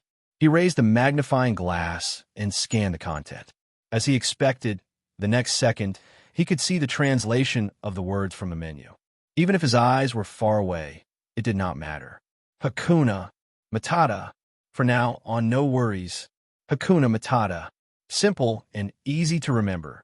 Continue singing. From now on, you no longer need to worry. You no longer need to be like before. Hakuna Matata. After the line, there was a sentence that looked like an annotation. An ancient and magical African proverb that works every time. Fong Bujue finished reading the content and slammed the magnifying glass on the ground. What the F***CK? Magical your head. Why would this kind of content appear in such a dark and disgusting scenario? Are you crazy? F***CK you. What does Africa have to do with this? You told me so seriously about a barrier controlled by spells, but you used an African proverb to solve it. Speaking of which, what the F***CK was with the plot earlier? If I had closed the door to stop the man from coming in, what kind of hint would I have received? Would there have been a wild boar and a meerkat singing as they led me up to the 2nd floor after I opened the door? What kind of scenario is this? The setting is blind. The sound effects are deaf. And everywhere I go is filled with the smell of sh*t. The worldview settings are unclear, and there are plenty of hardcore settings. The puzzles are insane, and the rules for solving puzzles change at will. The hints given are getting more and more nonsensical. He roared for a while, then panted for a while. He cursed a lot of ugly words. It seemed that Hakuna Matata was too much of a shock for him. 10 minutes later, he finally recovered. He tidied himself up and went to the staircase on the second floor. He repeated what he had just said. The magic array flickered a few times, and then there was the sound of glass shattering. A few seconds later, the wall of flesh collapsed like an avalanche. Fong Bujue originally thought that after the spell was lifted, these things blocking the way in front of him would disappear. He didn't expect this to happen. He was caught off guard and was buried under the ground. He cursed from the bottom of his heart. Mother asterisk cur. Then he crawled out of the hole. Then he crawled out. He was really glad that he had the facial equipment and chose to display it. Otherwise, just the disgusting smell alone was enough to make him roar out 10 such curses. In any case, the passageway to the second floor had been opened, which could be considered as progress. Fong Bujue adjusted his emotions. As he chanted the spell that he had chanted earlier, he walked up the stairs. The arrangement of the rooms on the second floor was slightly different from that on the first floor. Above the foyer was a room with a door, and the layout and size of the other rooms were about the same. The doors of the rooms were all closed. Fong Bujue was not in a hurry to explore them. He first followed the blood trail on the ground to see where the synthetic man had gone. He ended up in the room above the foyer. The design of this door was different from all the other doors in the room. The two closed doors were made of metal. Even an outsider could tell that this was a very expensive metal. It was completely different from the cheap, rusty iron doors of the 2F underground. The height of this door was more than 5 meters, and the top of the door frame was close to the ceiling. The width of the door was almost the same as the corridor. Humph! This size. So it was designed with the monsters in mind. Fong Bujue said as he reached out to grab the two handles on the door. Fine, it won't open. He had guessed that rooms like this could only be entered at the later stages of the game. Therefore, he returned to the staircase and started his search from the room closest to the staircase. At that time, Fong Bujue did not have the death alert status, so he could not rule out the possibility of being killed when he opened the door. Therefore, he carefully pushed the door open and took out the iron rod from his inventory to test for traps in the room. After that, he walked into the room with a lamp. Before him was a bedroom, and it looked quite tidy. The bed was clean, and the bedsheet and mattress were folded. There was a picture frame on the bedside table, and there were 2 armoires by the wall. Similar to the first floor, the windows were closed and it was dark outside. There was a small flower pot on the windowsill, and there was nothing inside it other than soil. There were 2 logical hypotheses. 1, the plant inside had turned into soil. 2, the plant inside had mutated into some kind of animal and left on its own. Fong Bujue walked to the bedside table and picked up the picture frame. Inside the picture frame was another faded and yellowed picture. This time, it was a picture of 3 people, 2 young men around 15 and a mother around 40. Similar to what happened in the study, Fong Bujue looked at the picture for a few seconds and a video appeared. The lightning outside the window showed that it was a stormy night. In this room, a young man with brown hair was sitting on the chair beside the bed. A woman was lying on the bed. Her face was pale, and her eyes were sunken. The two held each other's hands tightly, and there were tears in the woman's eyes. "Arthur, there is something that I have to tell you, I know," Arthur replied. "I am from the Xian clan, and I am adopted." Hearing that, the mother was silent for a few seconds. "No, you are my child. Even if you're not my biological child, but that's enough, Mom. You don't have to say that. Of course, I am your child, and I will always be." Arthur gripped his mother's hand tightly. "You're very smart and strong. I have faith in you, and you have always been able to take care of yourself." The mother sighed. "But your little brother is too kind and too weak." "Don't worry, Mom. I only have one little brother," Arthur interrupted. "I will take good care of him." He lowered his head like he was drowning in sorrow. Another lightning flashed, and this time the camera zoomed in on Arthur's lips. He was smiling. Chapter 255. Then, this should be their mother's bedroom. After Fong Bujue finished the cinematic, he speculated. That line, no matter how you look at it, it sounds like the mother's last words. And that kid Arthur's reaction shows that he was basically corrupted when he was a teenager. He pondered, but why? Is it because he was adopted that he was jealous of his younger brother? Or is it because the Xian clan is naturally evil? Or did something happen that could change his personality? With that question in mind, Fong Bujue started to rummage through the cupboards. There were many places to search in this room, and the inspection took him a long time. The drawers of the bedside table were empty.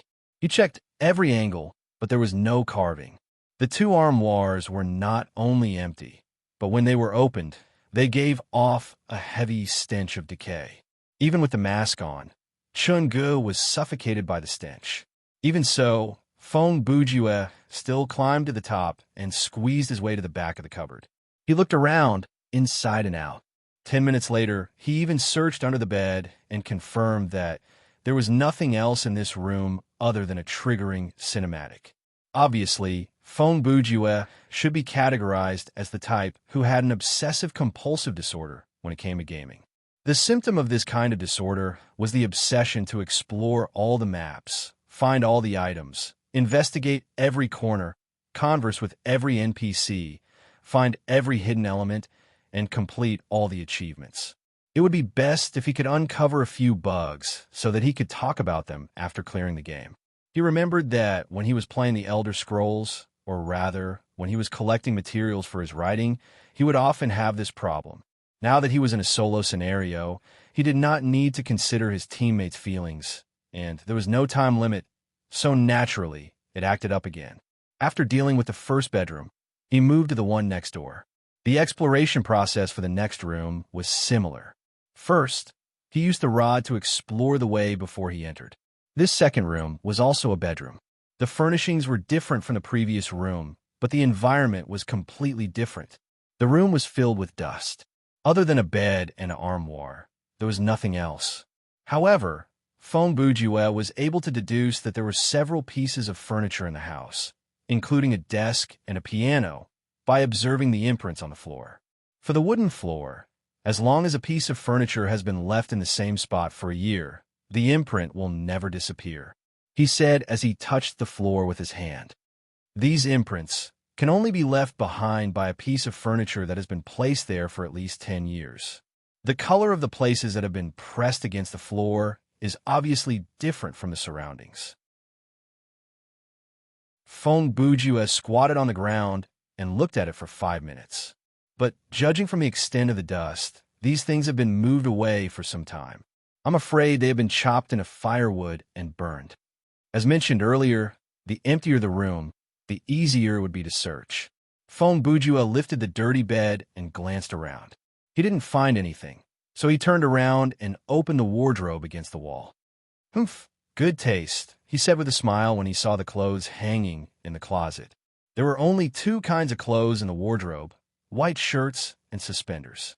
The shirts were hung on the hangers, and the trousers were even simpler. They were hung on the horizontal bar of the wardrobe by the suspenders. Every single piece of clothing was dirty.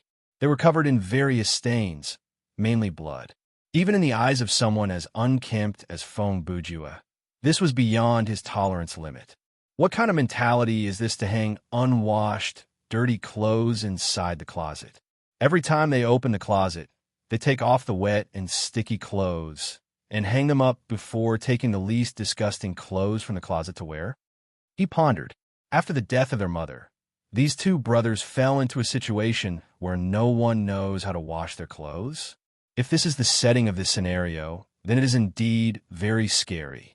As his mind wandered, Fong Bujue squatted down. His hand stopped at the bottom drawer of the closet. If this drawer is stuffed with unwashed underwear and hides one of the yellow and white keys, how am I supposed to complain? Following the sound of wood scraping, Fong Bujue pulled open the drawer. Thankfully, it was empty. Phew! For some reason, I feel lucky. He sighed and closed the drawer. He took out a shirt and a pair of pants from the closet. He checked the size and thought, the small man in the introduction is about 1.6 meters tall. These clothes are obviously too big for him. Then, this bedroom is Andrew's? Feng Bujue tossed the clothes on the bed. Using the corner of the room as a starting point, he started a carpet search. Since he had not found any plot items or memory fragments in this room, he searched more carefully than in the previous room. He studied and knocked on every inch of the room. Finally, when he came to the position under the windowsill, he stopped for a few seconds and another cinematic was triggered. Golden sunlight spilled into the room through the window. There was a desk under the window. A 10-year-old boy was sitting in front of the desk. He was using a carving knife to play with a small piece of wood in his hand. The boy's hair reflected a golden luster under the sunlight. His eyes were focused on the wood in his hand. His movements were careful, as if he was making a very delicate and difficult piece of art.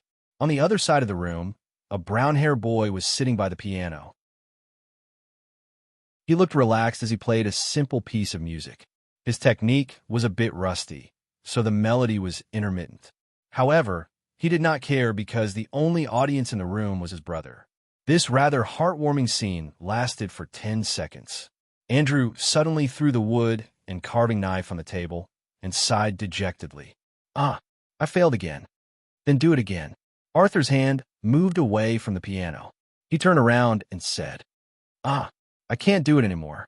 This is the 5th one. I have to hand in the handicraft homework tomorrow. It's too late to do it again. At this point, Andrew turned around and laughed awkwardly. If it's you, brother, you could do it easily. After all, you're a genius. Yes, Arthur replied calmly. Andrew narrowed his eyes. You're admitting it just like that. You've already praised me as a genius. Why should I be humble? Arthur got down from the piano stool and walked to Andrew's side. Fine, leave it to me. I really don't know what to do with you. Haha, thank you, brother. Andrew smiled brightly. Arthur then picked up his brother's half-done handicraft homework and studied it for a few seconds. His eyes were filled with disdain. To him, if he wanted to make this kind of thing, let alone 5 times, it would be impossible for him to fail even once. Unfortunately, Arthur did not have the chance to do that. If his identity as an Xian clan member was discovered, not only him, but the people who took him in would also be sentenced to death. Therefore, his mother did not send him to school like the other children. In fact, other than his brother, Arthur did not have any friends. His life was limited to the farm. Other than the occasional conversation with the nearby farmers, the only people he had contact with were his mother and Andrew. In that case, like this. Arthur observed for a while and had an idea. He picked up a pen and started to draw an alchemy circle on a piece of paper. In just 1 minute, he finished a simple alchemy circle. Then he placed a broken piece of wood on the circle. Arthur placed his hands on both sides of the paper and mumbled something as if he was trying to sort out his thoughts. A few seconds later, he suddenly opened his eyes. The wooden block on the array also turned into a body of light, and its form changed abruptly. When the light disappeared, the piece of wood had turned into a small wooden comb. Oh, that's amazing. Andrew gasped. Chill, don't let my mother hear you. She doesn't like me using alchemy. Arthur placed his index finger on his lips to signal for his brother to be quiet. Andrew's eyes glowed as he picked up the comb and studied it. Big brother, you're amazing. Our teacher once said that those who can finish alchemy homework before the age of 12 are absolute geniuses. You will definitely be able to join the royal team. Is that so? Arthur did not have much of a reaction to that, because from his perspective, the alchemy earlier was just a small trick. He could have done more complicated alchemy a long time ago. As for the royal team, how would the Xian clan have the chance to study there? Seeing the excitement on his brother's face, Arthur was very calm. He reminded him, Andrew, do not mention anything about your brother to anyone else. You should understand that, right? Andrew nodded. I know. My mother has told me that many times.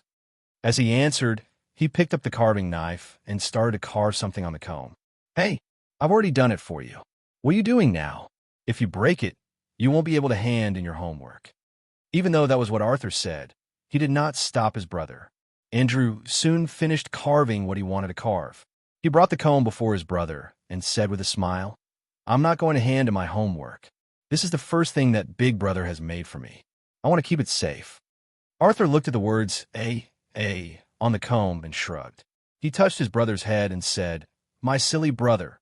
After watching the video, Fong Bujue could not help but mock. "Are you Sasuke's older brother?" From the perspective of the cinematic, it was naturally impossible to tell what Arthur and Andrew were thinking. Fong Bujue could only make a guess based on their body language. Okay, looks like the video in the different rooms is not played in chronological order. But when these two were in their teens, they seemed to have a good relationship. Fong Bujue said, "Even though we cannot rule out the possibility that their personalities changed as they grew up, I have a feeling the key to this situation is the so-called Xan clan bloodline." Chapter 256. The third bedroom was undoubtedly Arthur's room. Fong Bujue searched through the two rooms and triggered a video, but he did not find anything. He hoped that he could find something in this room.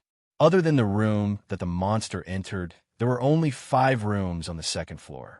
He still had 3 keys to look for and 3 rooms left. Pushing the door open, probing, these were the old tricks. After making sure it was safe, he walked into the room with the oil lamp.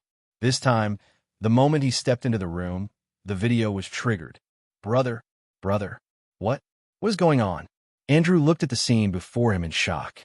On the floor of Arthur's room, there were 2 dead bodies.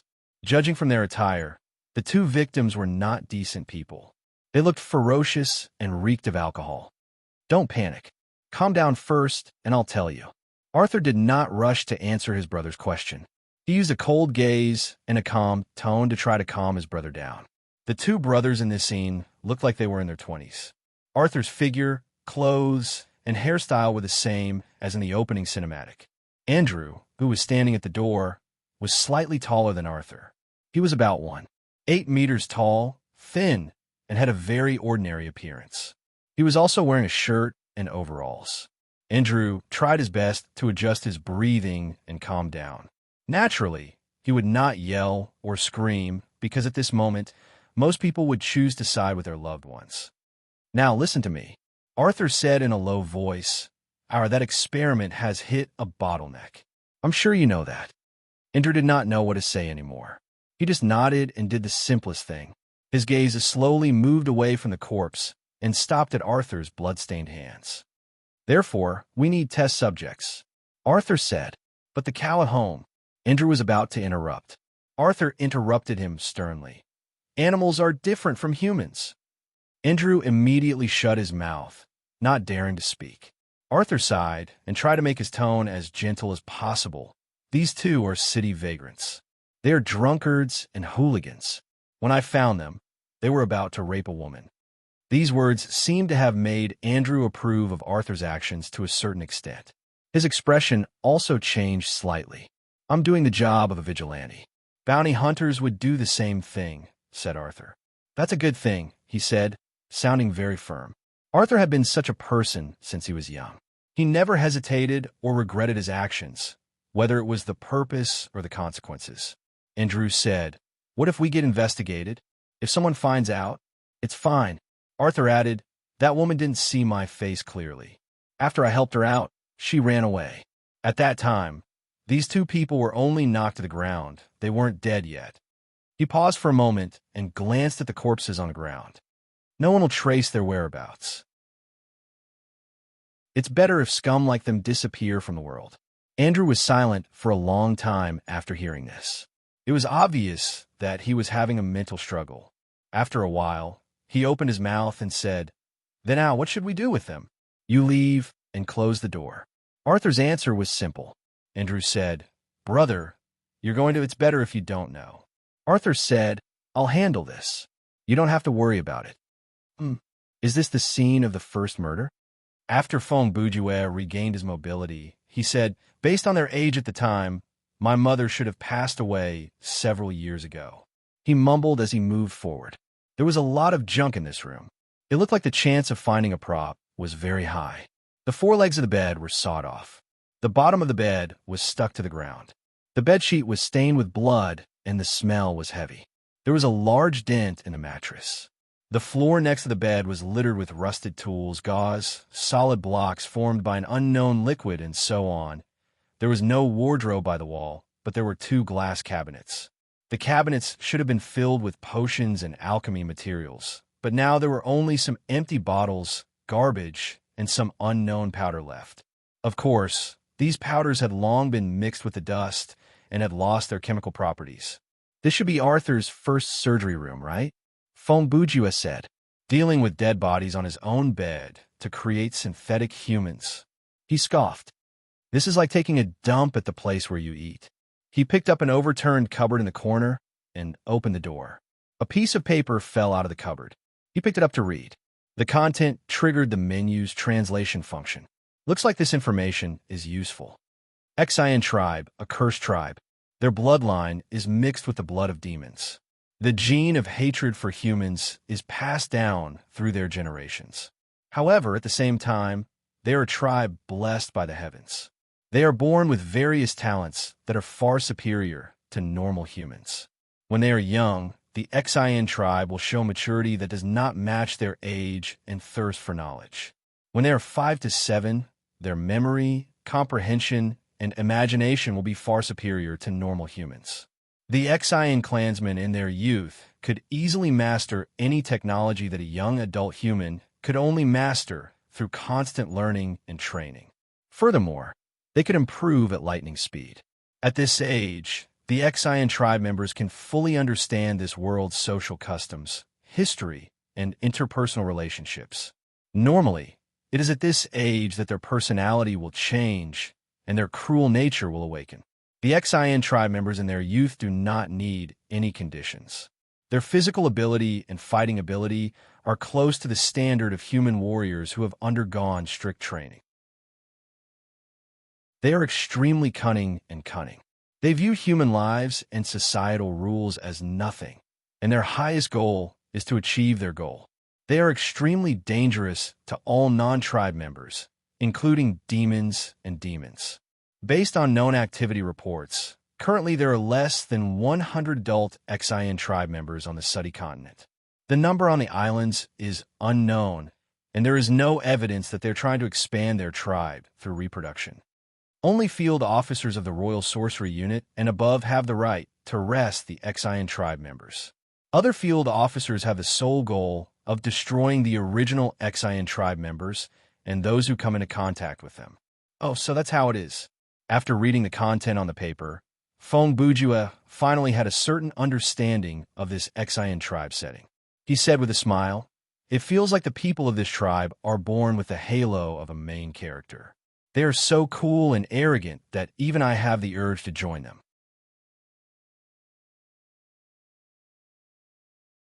Chapter 257. Other than the paper that recorded the information about the Exian clan, Fongbujua did not find anything else of value in Arthur's bedroom. Even though he had searched the place twice already, he still found nothing. Therefore, he could only leave with a sigh and go to the bathroom. The bathroom on the second floor was twice the size of the toilet on the first floor. There was a small cupboard above the sink. It was the kind of white wooden cupboard that often appeared in horror movies.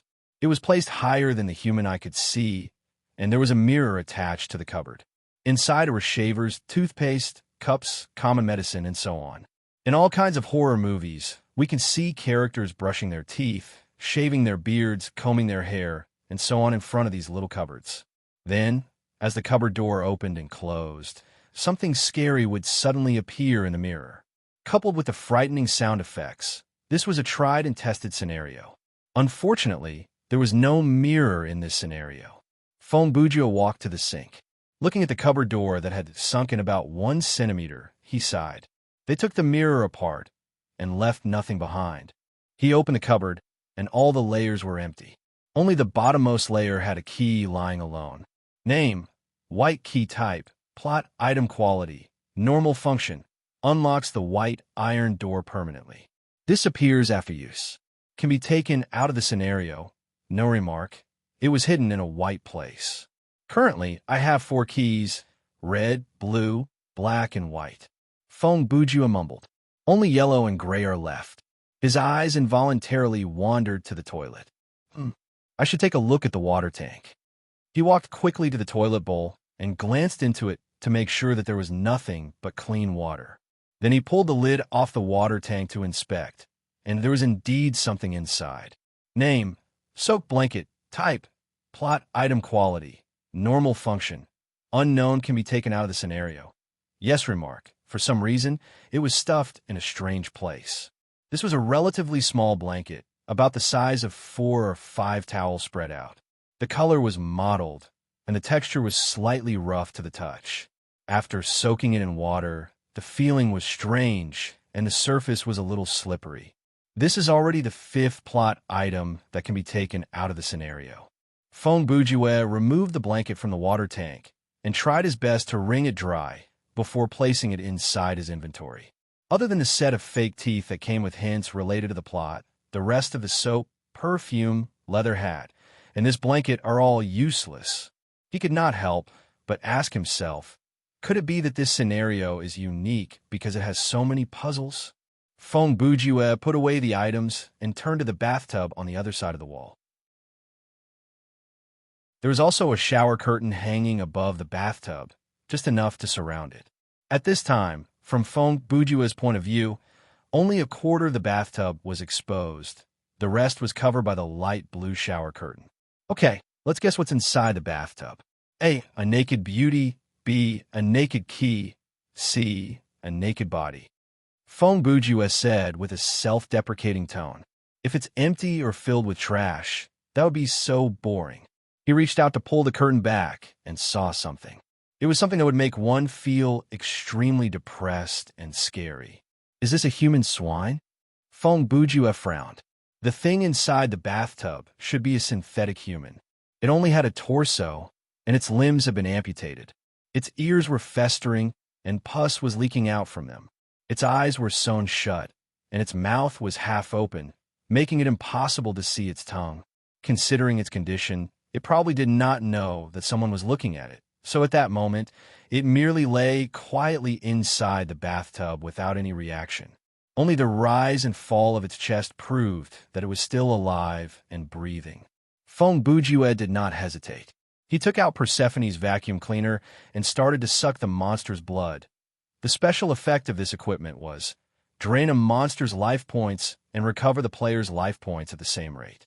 The absorption rate is 0.5% per second. It is ineffective on dead, non-corporeal, mechanic, and boss-level monsters. The vacuum cleaner cannot store life points, and the absorption effect is instantaneous. If the player's life points are full when it is used, it will not be recovered. This thing would not cause much pain, but it would reduce the monster's life points proportionally, and, at the same time, it would be added to the player. When the monster's life points were depleted, it would die instantly. From various perspectives, Feng Bujue thought this was a win-win situation. The enemy would be unknowingly released, and he would be able to recover some life points. 3 minutes later, the synthetic human was declared dead, and Feng Bujue's life points were full. He placed his palms together and chanted, Amit Ba. Then he picked up the wrench and slit open the synthetic human's throat. Then he started to search the body. An atheist who was praying for God and praying for Buddha was dissecting a body that might not even be human anymore with no expression on his face, just to confirm whether there was something he needed inside the body. If there were other players watching this, they would have been spooked by Brother Jew. It's really here. Finally, Feng Bujue got his wish and found a yellow key inside the body's intestines. He used a wrench to clamp the key and walked to the sink to rinse it clean. Then he placed it inside his inventory. 2 seconds later, he took out the key and placed it inside his pocket. Theoretically speaking, after doing that, there should not be any substance left on the key, but Feng Bujue was still only willing to touch it with gloves on. Item name, yellow key item type, plot item quality, normal function, permanently unlocks the yellow iron door. Disappears after use. Can be taken out of the scenario.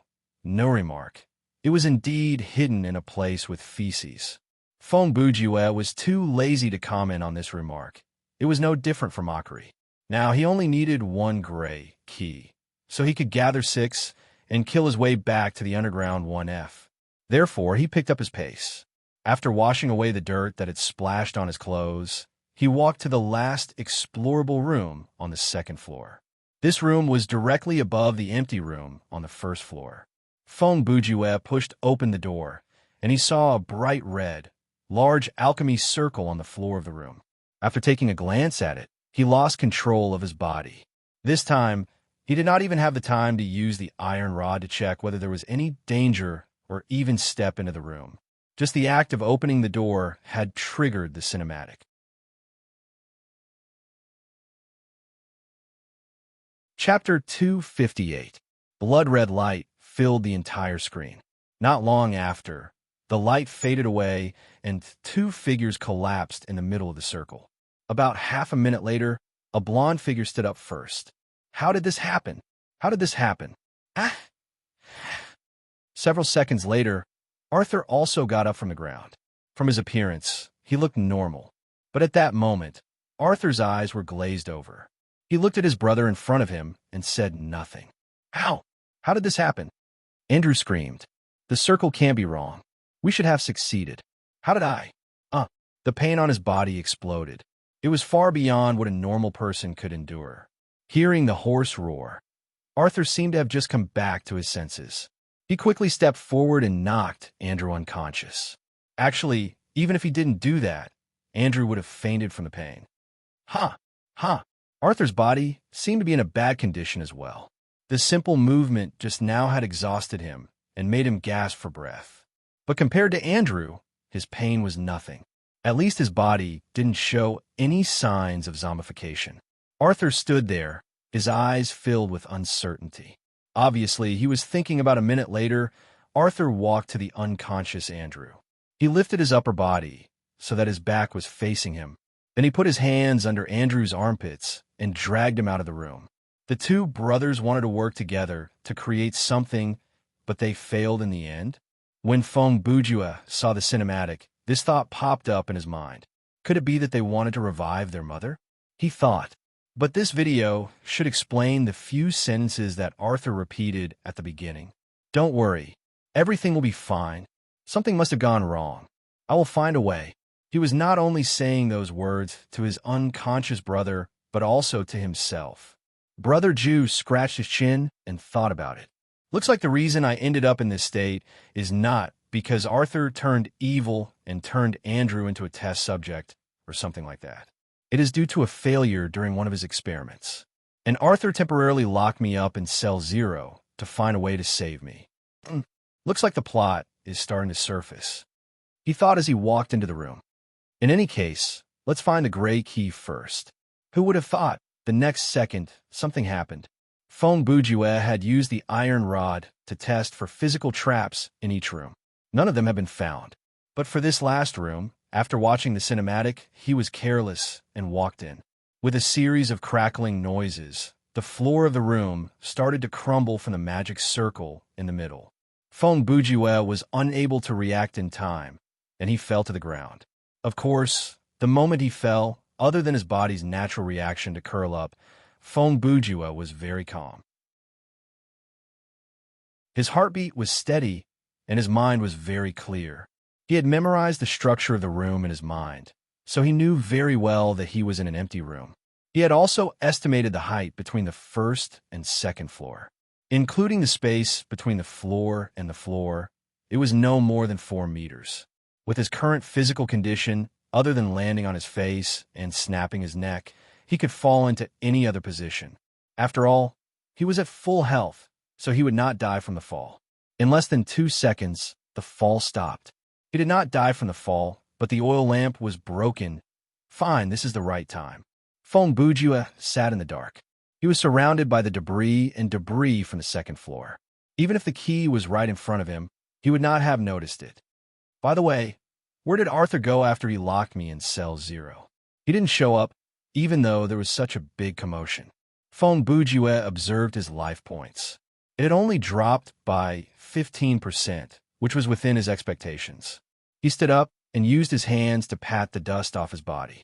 To his surprise, he only patted twice when he heard a tinkling sound. No way.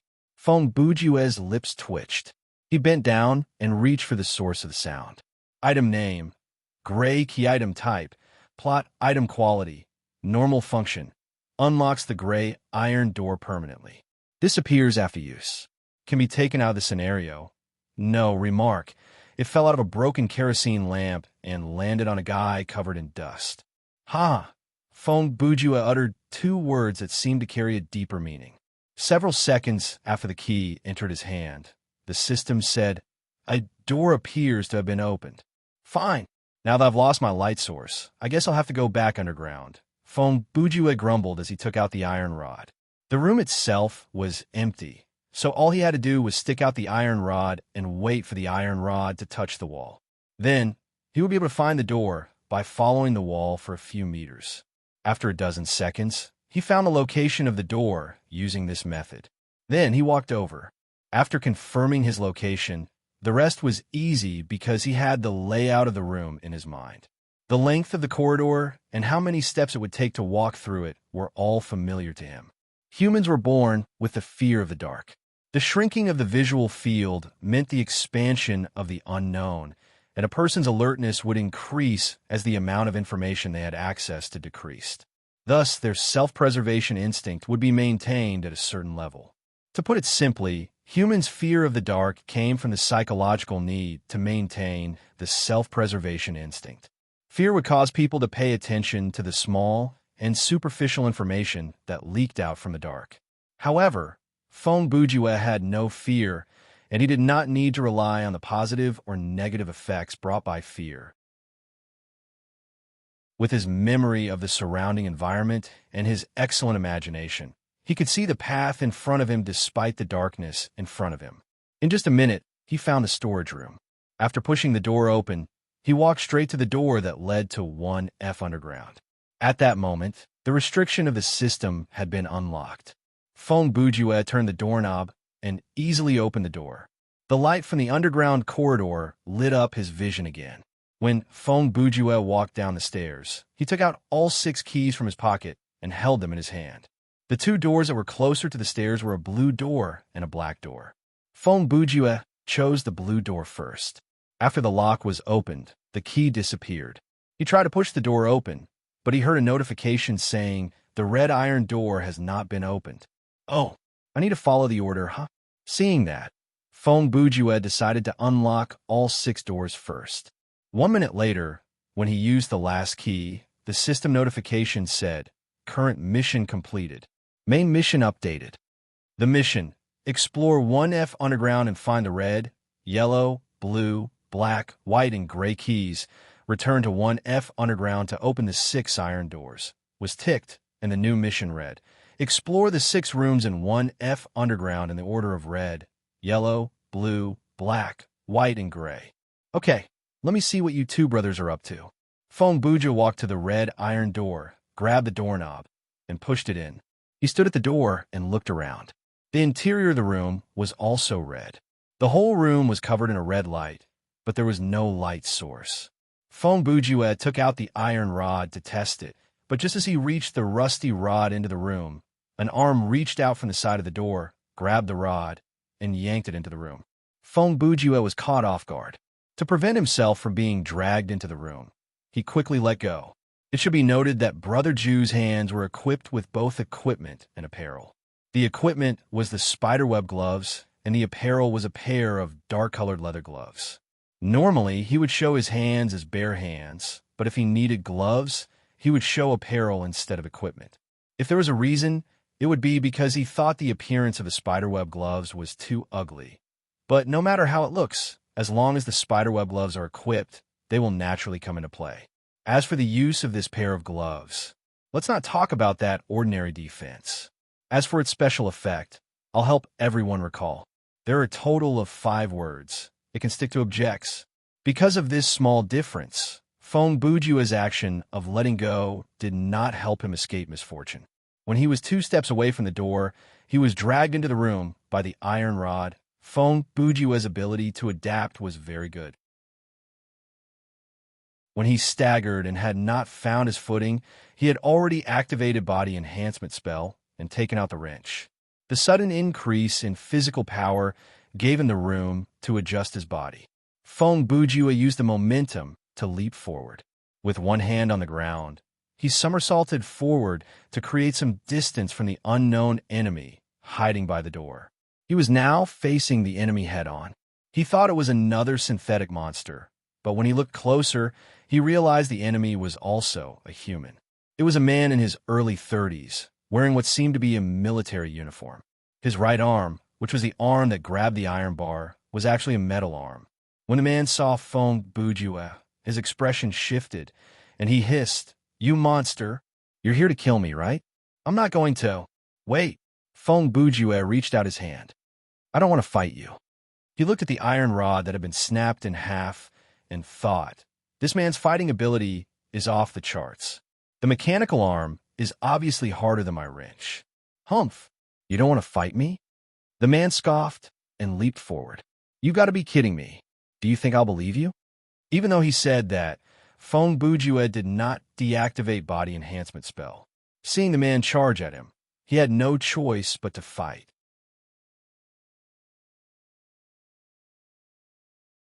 Chapter 259. The man was tall and large, and his right arm was made of metal, so his speed was naturally slower. Although his momentum was strong, his attack style was simple and direct, so it was not difficult to dodge. Feng Bujue had a huge advantage in terms of dynamic vision, reaction time, and speed under the effect of his skill. In his eyes, the opponent's movement was too slow and too simple. "Are you one of the 5 lieutenants of the mechanical army?" Feng Bujue asked while dodging the attack. In this situation, he did not give up on the possibility of communicating with the opponent. "Umph, you know the answer." The man's attack missed, so he turned around and threw out another punch. "I don't know what you think." Feng Bujue maintained his high speed, and his breathing was steady. "But you have to believe me. I have no ill intentions. As long as you stop, I will not attack you." "No ill intentions?" The man scoffed. "You killed my subordinates with the Xin clansmen. Do you think I will be fooled by your words?" He roared and changed his attack style. He swung his arm and flew towards Ji Hao. "If you can't talk to me, then there's nothing I can do." Feng Bujue looked at the approaching figure. "Then I'll just use a random skill." He said that because he did not know what skill he would use to teach you a lesson. From Feng Bujue's perspective, this enemy only had one thing that was powerful, and that was his mechanical arm. Other than that, he was only slightly stronger than a normal person. As long as Han Xiao did not fight him head-on, he had a 90% chance of winning. "Take this." Feng Bujue instantly appeared behind the opponent and threw out a punch, activating his title skill. He aimed at the upper right side of the man's back, close to his shoulder. This wasn't a vital part.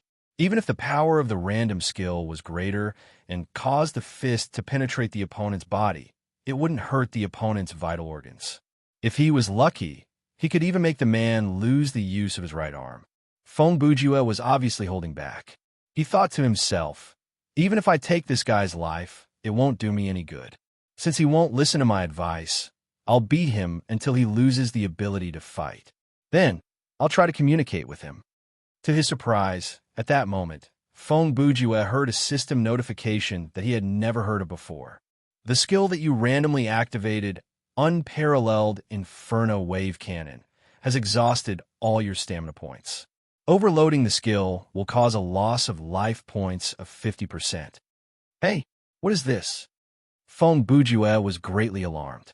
After he recovered his HP in the bathroom on the 2nd floor, he had lost 15% of his HP during the fall.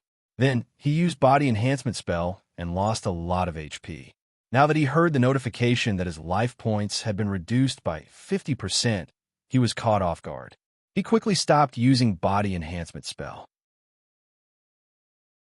Of course, there was no need for him to continue maintaining this skill because the enemy in front of him had already been blasted into powder by the destructive shockwave. Not a single drop of HP was left. That was not the end. After destroying the target, the shockwave continued to move forward and slammed into one of the walls of the Red Room. That was the wall that faced the door. Theoretically speaking, this wall should have been indestructible because the space behind the wall was beyond the scope of the scenario map. But even the wall was shattered. The stone wall that looked sturdy crumbled in a second. Then, a strong light shone from the collision of energy. It was so bright that Feng Bujue could not look at it directly. When the light faded, when he looked again, there was a large hole about 1 meter in diameter in the wall before him. The hole was filled with a large amount of white data. The moving light was slowly repairing the edge of the scenario, returning it to its original state. What kind of skill is this? Feng Bujue gasped in shock. After his stamina points were depleted, his legs buckled, and he collapsed to the ground. No way. Theoretically, a level 27 player can unleash such a powerful attack. He was not wrong. That was it. In the skill description, there was a line that said, "The effect of a random skill will not exceed the limit of the player's level and ability." In other words, a level 27 player with the same level of physical skill as Feng Bujue under the buff of body enhancement spell could have easily unleashed the attack that he had earlier. However, in the entire Thriller Paradise, so far, the only player who could unleash such an attack before level 30 was Phantom Dawn. It was worth noting that the skill that Feng Bujue had randomly obtained had already been obtained by someone in the server, but it was the consumable version. Name: Unparalleled Purgatory Wave Cannon Skill Property. Active skill disappears after one use. Skill type: Fighting effect. No matter what kind of enemy they are, they will be pulverized instantly. Consumption: 2,500 stamina points learning requirement. Fighting mastery, a remark. King-style Qigong is one of the strongest fighting skills. It has miraculous destructive power. Generally speaking, players below level 30 would not be able to reach the learning requirement for Fighting Mastery A. Even the top experts would stop at level B standard. However, there were a few people who were exceptions.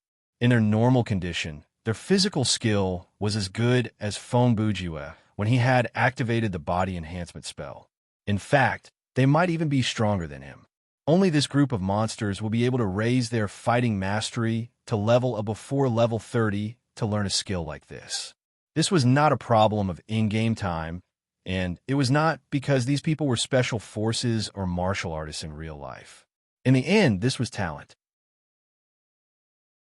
I've been playing for so long, and I've just met someone who can speak, but I've already activated a skill like this. Feng Bujue could only sigh at his luck.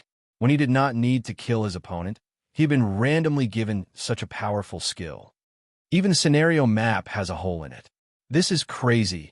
At this point, Feng Bujue did not dwell too much on it. His curiosity was quickly diverted to other places. He turned his gaze to the wall that had not fully recovered. He studied the white stream of data closely, trying to get a glimpse of the world outside the scenario. At this moment, suddenly a human face peeked out from within. From the shape, it was a man's head. The white stream of data covered the face like a glowing mask, blocking Feng Bujue from seeing its face. Hey, kid, do you know what you're doing?" The face of light said. "With your current ability, if you pass through the gap, you'll be torn apart by the data storm in less than 3 minutes." When Feng Bujue heard the voice, he was first startled. 2 seconds later, he found the owner of the voice in the corner of the memory loft. "It's you, huh?" "It's me. Last time, I left in a hurry, so I didn't have the chance to tell you my name," the man replied with a smile. "I'm now a level 2 anomaly, K2 Red Iron. Long time no see, Feng Bujue." As he greeted, he raised his hand and made a strange gesture at his brother Ju. In 1 second, Feng Bujue's stamina points, which had dropped to 0, recovered to 50. This allowed him to recover slightly, and at least he could stand up to speak. "Let me go over to your side to take a look." Feng Bujue stood up and squeezed forward. He reached out to push Red Iron away. "Kid, don't you listen to people?" When Red Iron said that, his whole arm that was wrapped in light reached out from the wall. He pressed on Feng Bujue's shoulder with one hand to stop him from moving forward. "I'm trying to save you. 3 minutes is fine. I'll go take a look." Even though Feng Bujue had not given up, the man used one hand to hold him down easily, and he was unable to take a step forward. "Ha! I knew you would say that. Red Iron laughed. Unfortunately, I can't let you do that. On our side, there are a few big characters who seem to care about you. You can't do anything reckless. Other than that, I wish to fight you again. Of course, we have to do it on a fair basis. But the current you is so weak. This kind of data is nothing before me. As Red Iron spoke, the data around him sped up the repair process, and the hole quickly closed. The inner world is not a place for people to visit. For players like you, this place is 100 times more dangerous than a scenario. He let go of his hand and pulled his arm back into the other world. At the same time, his head also moved back. Fong Bujue, if you want to appreciate the scenery on our side, you'll have to master Soul's Eye first. When you can use a different perspective to observe this virtual world, the real game will officially begin. After he said that, his face completely retreated back into the unknown space. At that moment, the data stopped, and the wall returned to its original state. Fong Bujue looked at the wall and stood there for a full 10 minutes. There was too much information in K2 Red Iron's words, and he needed time to digest them. Beautiful. After a while, Fong Bujue said with bliss, "This setting is amazing. I can't wait to get in touch with the content at the later stage of the game." The accident of killing the NPC with one punch had been tossed out of his mind. At that moment, Fong Bujue's mind had wandered somewhere else. In fact, he felt like it did not matter how this scenario ended because after experiencing what happened earlier, he had not come here for nothing. Walking out from the Red Room, Fong Bujue rested where he was. He allowed his life points to recover to 30% and his stamina points to about 160. Before the scenario decided that he was playing AFK-like, he moved again to push open the yellow iron door. The iron bar had already been destroyed, so he could only use the remaining 30% of his HP to take the risk. He prayed in his heart that there wouldn't be a battle in each of the 6 rooms. If that was the case, he wouldn't be able to use consumables, so he was afraid that it wouldn't bode well. Thankfully, there did not appear to be any danger inside the yellow room. It was just a room that looked like a chemical warehouse. There were many iron racks and glass cupboards in the room. They were filled with potions, powders, and other random materials. These items had different shapes and sizes, but the only thing they had in common was that they were all trash. This was because Fong Bujue could not see the item description no matter which one he picked up. This meant that these items were useless to the players. They were just decorations. Fong Bujue searched for a while, but could not find any valuable items. Just as he was about to leave the room, another cinematic was triggered. "Big brother, if this continues, we will be arrested. No, we will be killed," Andrew told Arthur agitatedly. "There is nothing to worry about." Arthur stood with his back facing his brother, who was standing at the door. He skillfully selected the materials from the glass cupboards and placed them one by one into a small cart. "We have killed those who should be killed, and the rest have been locked up. Didn't the royal unit lose to us as well? But don't say such silly things. There's no turning back for us." Arthur interrupted Andrew. "No matter what, you will help me find a way to become a human. This is what you said, right? Now that things have come to this, even if you regret or fear, it will not be able to wash away the blood on our hands." He said calmly, "Anyway, now that we have reached the final stage, except for the 2 armed alchemists who were killed on the spot and the bounty hunter named Ju K, we now have an alchemist and 5 lieutenants of the mechanical corps, don't we? That is enough. According to the old rules, lock them up separately and let them enjoy the special meals for 9 days. After that, we will begin the experiment." He paused for a moment before continuing. "At this stage, normal experimental subjects are no longer of much value. We need people at least at the level of the bounty hunter to make any progress. And these 6 people came at the right time.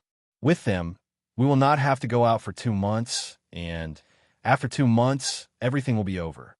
At this point, Arthur had already taken all the things that he needed. He turned around and pushed the cart toward the door. "Look on the bright side. Perhaps before these 6 experimental subjects are used up, we will have already succeeded. Even so, they will still have to die in the end, right?" Andrew asked with a frown. "Yes, Arthur's answer was chilling. There is no way we will let them go, but for the remaining few, they will not have to go through the pain of the experiment. They will have a quick death. He pushed the cart, walked past his brother, and left the room. The purpose of the experiment is to turn Arthur, who is from the Xin race, into a normal human. Feng Bujua mumbled. He walked out of the yellow room and walked toward the blue door next door. The video earlier should be the result of their experiment. In the end, it is hard to say whether Arthur became a human or not, but Andrew must have suffered a considerable degree of damage. He pushed open the door of the blue room. Perhaps Arthur hid the cost of the refinement and tricked his brother into bearing it for him. Or perhaps even Arthur did not know that it would end up like that. From the opening cinematic, it seems like both of these hypotheses are valid. After all, they are brothers. Whether it was intentional or not, Arthur would have felt guilty about it. The blue room should be a prison cell, and a special one at that. The four walls, ceiling, and floor were all painted with magic circles. There was no bed in the room, but there was an iron pillar in each of the four corners. Next to each pillar was a chain of shackles. The prisoners who were more powerful than normal people should be locked up in this room. Feng Bujue came to a corner of the room and used the magnifying glass to study it. He noticed that on the iron pillars and the chains, there was a magic circle that was similar to the one on the wall. The magic circle should be able to prevent these people from using violence to escape, but he knelt on the ground to inspect. He confirmed that there was no trace of food left on the ground. There is no food or plastic bucket, and there is the smell of urine in the four corners. This means that the people locked up here have no food or water and are chained to the corners. When they are half dead from hunger, they will be brought to other normal cells and fed with special food. Then, they will have no energy to escape. Feng Bujue paced around the room. Occasionally, he would stop for a few seconds to see if he could trigger another cinematic. 5 minutes passed like that, and he found nothing. So, he used the tapping method again. To his surprise, it worked this time. The four iron pillars in the room were as thick as the rim of a bowl, and they were rusted. At first glance, other than the magic circles on them, there was nothing out of the ordinary. Feng Bujue used a wrench to tap on them inch by inch. On one of the pillars, he found a hole. It was the part that faced the wall. It was about 1 meter above the ground. With a light tap, it caved in. Seeing this, Feng Bujue added more strength and smashed a small hole in the wall. Then, he continued to tap and widened the hole to the size of a fist. Then, he reached his hand into it and found the item hidden inside. Item name: Artificial Eye Item Type. Plot: Item Quality. Normal function. Unknown can be taken out of the scenario. Yes remark: a very lifelike eyeball. Okay, on to the next room. After finding the item, Feng Bujue left the blue room and walked to the black iron door on the other side of the corridor. This time, when he pushed open the door, he did not enter because the interior of the black room was completely black. The interior of the red, yellow, and blue rooms were shrouded in various colors of light from unknown sources. It was the same for this black room. The whole room was shrouded in darkness. The light from the corridor could not penetrate it, and the door frame appeared to be covered by a black cloth. Feng Bujue was hesitating about whether it would be dangerous to enter the room or not when laughter came from inside the room. That laughter was incredibly strange. The person who laughed had a very sharp voice, but he laughed in a very straightforward manner. For example, this kind of contrast was like Lin Jieling singing a hero's song. What the F***CK? Feng Bujue jumped back. What kind of monster is this? Without thinking, he took out Death Poker and prepared to face the enemy. Right then, the darkness in the room started to move like the ebbing tide. It gathered in the middle, and the light from the corridor shone into it. Feng Bujue looked in from the door and realized that this room was the same size as the other 3 rooms, but it was empty. The main color of this room, which was the darkness, had gathered together like a living thing. Soon, the darkness solidified into a solid black shadow that stood in the middle of the room. His appearance and posture were very similar to a singer who had passed away many years ago.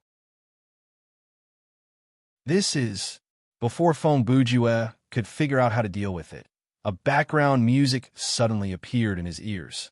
The rhythm was clear. It was Michael Jackson's Billie Jean. When the music started, the shadow in the room started to move backward. He walked toward the door in a spacewalk.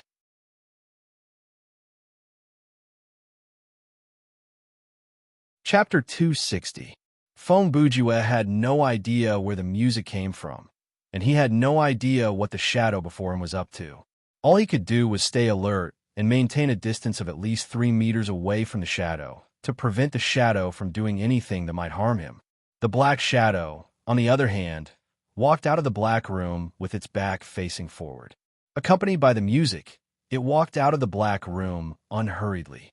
When it reached Feng Bujue, it suddenly screamed and made a grabbing motion. At that moment, the background music changed to beat it. Feng Bujue had been playing this game for so long, and in terms of shock, this was probably the most he had ever experienced. The shadow changed its dance steps. It stepped, moved horizontally, and turned around.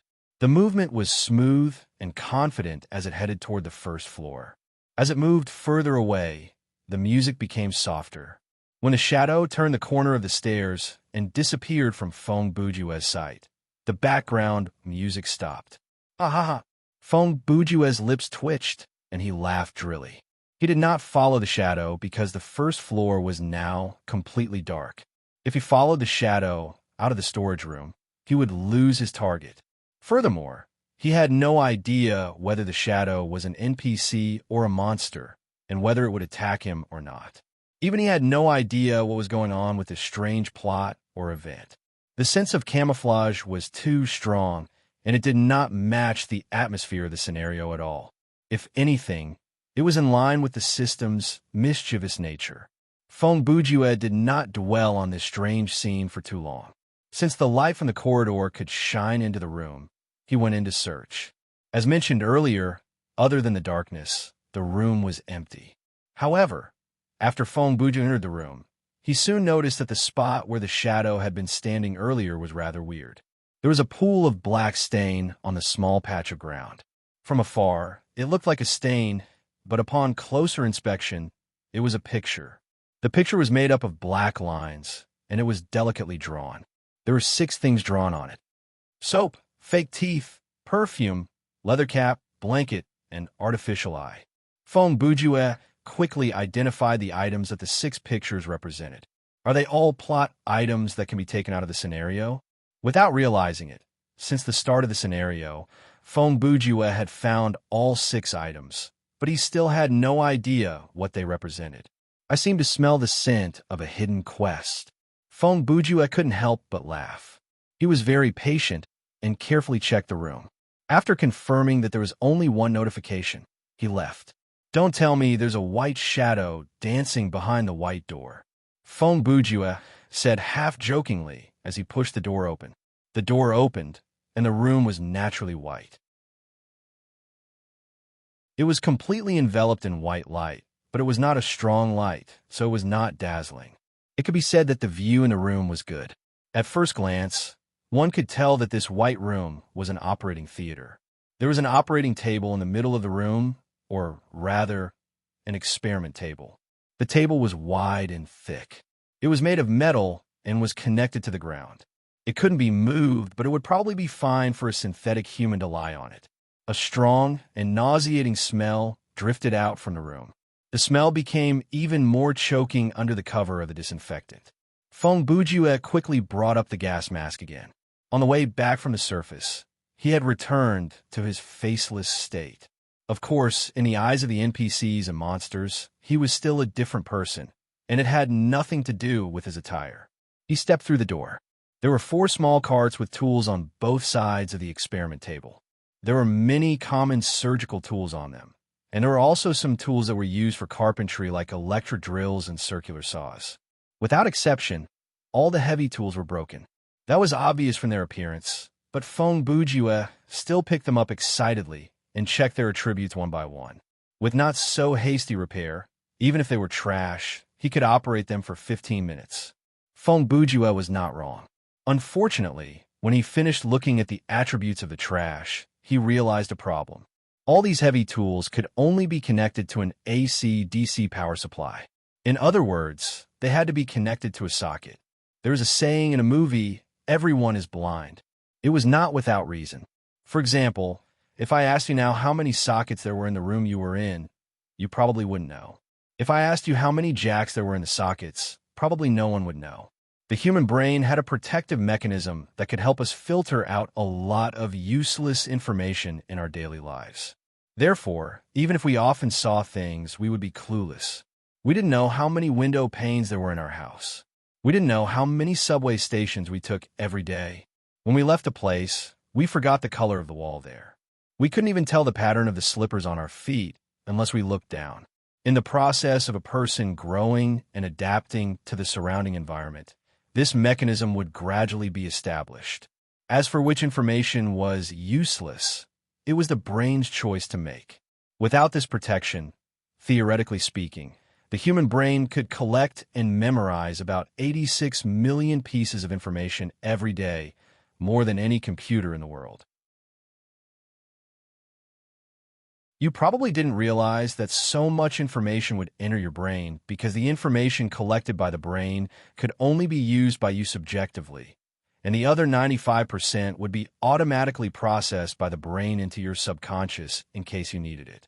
Even so, the 95% would be filtered out, and it would be hard to remember. Naturally, I have to say a but here. However, there was a difference between people. In the situation described above, the more developed a person's brain was, the more information they would be able to memorize. Their memory of things would be more detailed. These were the so-called observant people. Obviously, Fong Bujue was such a person, and he had been trained in this area since he was young.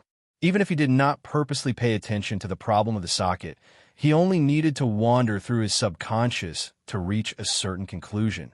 There was no socket in the whole scenario. Should I put them in my inventory? They can be used after a quick repair. Fong Bujue considered. But that doesn't seem that interesting. These tools are sold in the system store, and there are the ones that don't need to be plugged in, but they are quite expensive. He thought about it and decided not to take them. After all, the quality of these things was trash. Even if he sold them at the store, they would not be worth much. After searching for 5 minutes, Fong Bujue came up with nothing. Therefore, he had an idea. He lay down on the table that gave off a disgusting smell, and it really triggered a cinematic. This cinematic was a first-person view of a person lying on the table. Please. Let me go. I have a lot of money, and I'm a noble. How much do you want? The man was halfway through his plea when he started to scream. The bloodshot lens lingered on the ceiling for a few seconds. As the experimental subject struggled to raise its head, 2 figures entered its vision. There was a short man with brown hair and a young man with blonde hair. They were wearing shirts, overalls, masks, and aprons. Their bodies were covered in blood, and they looked like 2 butchers. Just now, one of this noble's legs had been cut off from the base of his thigh. Since the experiment required him to stay conscious, Arthur used alchemy to create a special anesthetic for him to prevent him from fainting. B** starts. You too B** starts. The noble cursed. Suddenly, he paused, and blood rushed to the screen. It's you. You're Arthur, the kid who lives on the farm. Arthur was about to use the circular saw to cut off the man's other leg, but when he heard that, he stopped and slowly turned around. You know me? Yes, I know you. I remember that month, old Jim just passed away. The market couldn't find anyone to replace him, so during that month, you were responsible for delivering the goods to the market. The noble said, I remember you. You're short, and you always wear a cloak to cover your face. There's no mistaking it, it's you. He paused. Kid, how dare you do this to me? You're just a farmer, and you dare to do this to me. Do you know who I am? I'm the Grand Duke of the Royal City. Is that all you want to say? Arthur interrupted. His cold expression declared that the noble's threat was meaningless. You're all useless. You only know how to consolidate your power and indulge in luxurious pleasures. You don't do anything good for the world. You have a large amount of social resources, but you only produce feces. You only bring oppression and burdens to your own kind, yet you still force them to endure this while singing your praises. Arthur chuckled coldly. Even the cows and horses in the fields, the termites in the mounds, are nobler than you. You disgust me. His eyes were filled with mockery. Then let me help you find some value in your existence. Your hair will be woven into a blanket. Your eyeballs will be made into artificial eyes. Your teeth will be made into false teeth. Your fat will be made into soap. Your skin can be made into a hat. And, using your corpse oil, I can make a bottle of decent perfume. Andrew stood to the side and did not say anything. He did not know what to say. The noble's expression was filled with fear. Large droplets of sweat slid down his face. No, don't. That's not what I meant. What do you want? I can give you money, even the title, ha ha ha. Arthur could not help but laugh. I'm not as greedy as you, so I don't think I need money. Regarding the title, his eyes were filled with murderous intent. I'm from the Excian clan. Why do you think you should recommend me to the Grand Duke? Knight? Baron? Ha ha ha ha. Several seconds later, the circular saw started to move again. The room was soon swallowed by endless screams. Are you kidding me?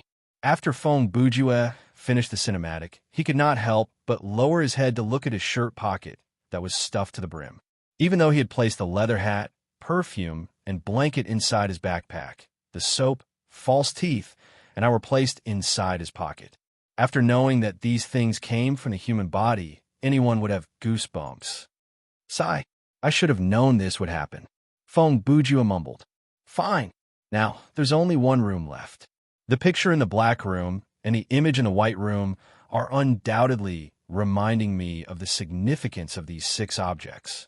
They might decide whether I'll see the real ending or not. He calculated. This is telling me, before I open the gray door, if I'm unable to collect these 6 objects in the game, then I should go back to look for them now. With this thought in mind, Fong Bujue walked out of the white room. He did not open the gray door. Instead, he walked toward the floor 1F. He went up the stairs, opened the wooden door, and entered the storage room. As he expected, at that moment, the corridor was no longer dark. From the windows of each room, some light seeped in, allowing the player to barely see the surrounding scenery. However, when he looked out the window, it was still dark. There was nothing. Now is undoubtedly the free exploration time before the game is cleared. You can go to all 4 floors. If you want to look for the missing items, you can look for them. If you want to open the gray door to see the ending, you can do that as well. Fong Bujue said, but it doesn't mean much to me because I've searched carefully before. I've already obtained all 6 objects. Even though that was what he thought, Fong Bujue still went to a place. It was the room on the 2nd floor that was right above the foyer. He walked to the iron door and tried to pull on the handles on both sides, but it still did not open. Fong Bujue left the place helplessly. He went from top to bottom, from floor 2F to floor 2F, and walked through every single room. He was not there to look for anything, but his obsessive-compulsive disorder made him worry that he might miss something, so he had to walk around. In the end, he returned to the gray iron door. After this round, even though he did not find anything, he did gain some psychological satisfaction. Then, it's time to witness a miracle. Fong Bujue complained as he pushed open the iron door. The room was gray, just like the atmosphere of the scenario, gray and gloomy. Next to the wall that faced the door, there was a chair and a small table. Arthur sat on the chair and looked at Fong Bujue quietly. You're awake, Arthur said. Looks like the prison can't hold you. Do you have a mirror? That was the first question that Fong Bujue asked. Mirror? Arthur raised his eyes and looked at Fong Bujue for 2 seconds. Then he slowly raised his right arm and pressed his palm against the wall. 1 second later, a piece of the wall next to Fong Bujue glowed and was refined into a mirror. You could do something like this without drawing a circle. Fong Bujue turned around to look at himself in the mirror. Basically, the image in the mirror was as he expected. If he had to describe it, he was a zombie Andrew. My silly little brother. Arthur said, You think you're so smart, but this is the price you have to pay. Can you explain that to me? Fong Bujue asked. You still don't understand? Arthur replied, I know that you altered the experiment data. I also know that you secretly changed the formula. As for what you did to the alchemy array, it was actually wrong. He sighed deeply. You played the role of the innocent and kind little brother while plotting to take over my body. But you didn't expect that from the very beginning, the soul exchange technique that you found was fake by me. He paused to look at the change in Feng Bujua's expression before he continued. You thought you had successfully tricked me and made me carry out the exchange without me knowing, but you were wrong. Unfortunately, the truth is the opposite. You've misunderstood the function of the circle. Ha ha ha. Feng Bujua couldn't help but laugh. So you're blaming me? Arthur was surprised by his reaction, but he still maintained his usual calm. Have you lost your mind? No. Feng Bujua shook his head with a smile. He just thought that these two brothers were very interesting. He originally thought that Arthur was a bad guy, but now it seemed like Andrew wasn't a good guy either. After thinking about it, he was right. Even if he was an accomplice, after all this time, he had helped Arthur to do so many crazy things. Could he still say that Andrew was a kind person? Then, brother, can you tell me the real function of this circle? Feng Bujua asked. Of course it's to turn me into a human, Arthur replied. And the price is to turn a normal human into a demon. This is a F***king demon? Feng Bujua pointed at himself in the mirror. Are demons this bad? Unfortunately, the refining failed, Arthur explained. I didn't turn into a human, but you turned into this. Was it a mistake in your calculation? Feng Bujua asked. Of course not. I wouldn't make a mistake, Arthur replied. I see. Then there's only one answer, Feng Bujua said. I'm not a pure human either. Arthur sighed bitterly. I should have known. How could the son of that woman be a normal person? You mean your mother? Feng Bujua asked tentatively. Yes, Mother Humph. Arthur's face was filled with disappointment. Do you know why she picked me up? To take away your power? What kind of person was Feng Bujua? He was an absolute pessimist. He never believed that people were born kind, so he had a good grasp of the evilness of the human heart. Oh, did she tell you that before she died? Arthur asked. No, I'm just guessing. Feng Bujua said. I know very well that the woman is not simple. The cinematic images from earlier flashed across his mind. On the surface, she was against you using alchemy, but when you, a child less than 10 years old, started to study those profound books, she was indifferent. Humph. Speaking of which, she was the one who arranged for those books to be given to you. He paused for a second before continuing. Before she passed away, she knew that her plan was hopeless. Therefore, she pretended to be a good mother who cared about you. She tried to use kinship to bind you and force you to take care of her biological son. Feng Bujua took out the book, Advanced Alchemy, and took out the picture from a page. He read the words on the back. Arthur and Andrew, my children, my love. Ha! When I first saw this picture, I thought it was strange. Why would it be placed inside a book like this? Now I understand that she's using this method to remind you that you're family. Feng Bujua scoffed. Unfortunately, she underestimated you. You must have seen through her when you were very young. If I'm not mistaken, even her death. Yes, it was me. Arthur continued. I spent a year leading her to her death. Even until her death, she had no idea that her incurable disease was planned by me.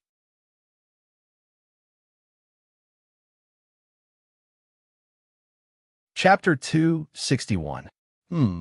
Understood, Feng Bujua said. I still have two things that I need to confirm with you, he asked. First, why did you want to become a human? As an XIN clan member, you should know how despicable humans are, so why would you give up your power and talent to become one of them? He paused before continuing. Secondly, why have you allowed me to live until now? You can complete these experiments alone, can't you? Arthur looked at Feng Bujua meaningfully and scoffed. Humph, you might not believe me even if I tell you. Feng Bujua smiled. Then allow me to make a bold guess. He paced slowly, as if he were a detective in a detective show, and began to narrate. Human beings as intelligent creatures with limited lifespans but rich emotions. Their thoughts and actions will change with the passage of time. The same person at 40 will be different from when they were 20, and they will be different from when they were 30. On this point, I believe you, as an XIN person, are no exception. When Feng Bujues said this, his tone was filled with confidence. Therefore, based on the chronological order, we can deduce your thoughts and actions at that moment, and everything will have a logical explanation. He paused for a moment and said, "When we were young, whether it was the affection between brothers or the love for our mother, there was no doubt that it was real and pure." He held up the yellowed photo, just like what this photo shows. Several seconds later, he changed the topic. "Unfortunately, our mother had other plans. She probably didn't expect you to see through her scheme when you were 13. Feng Buju aside, could you have killed her directly? Of course, but that would have caused a series of problems. To survive, our family has to interact with outsiders, and our mother's death cannot be covered up by a simple kill and bury. You have to find a plausible cause of death. Therefore, you created the illusion of an illness. A long and incurable illness is no doubt a good transition. As the eldest son, you can naturally take over the farm and the family's affairs during this period of time, and everyone who has contact with our family, including me, will be mentally prepared for what is about to happen. In addition, according to my personal conjecture, there's another important reason why you chose this method, and that is when a person knows that their time of death is near, you will be able to see their nature more clearly."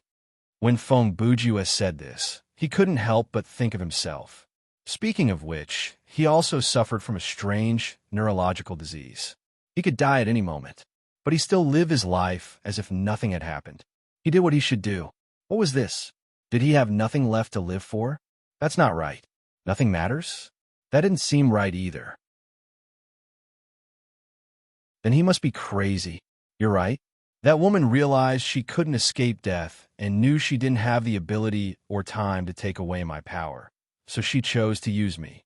She used family as a bargaining chip to make me take care of her biological son after she died, Arthur replied. And you did promise her. Feng Buju continued. Huh, she deserved it.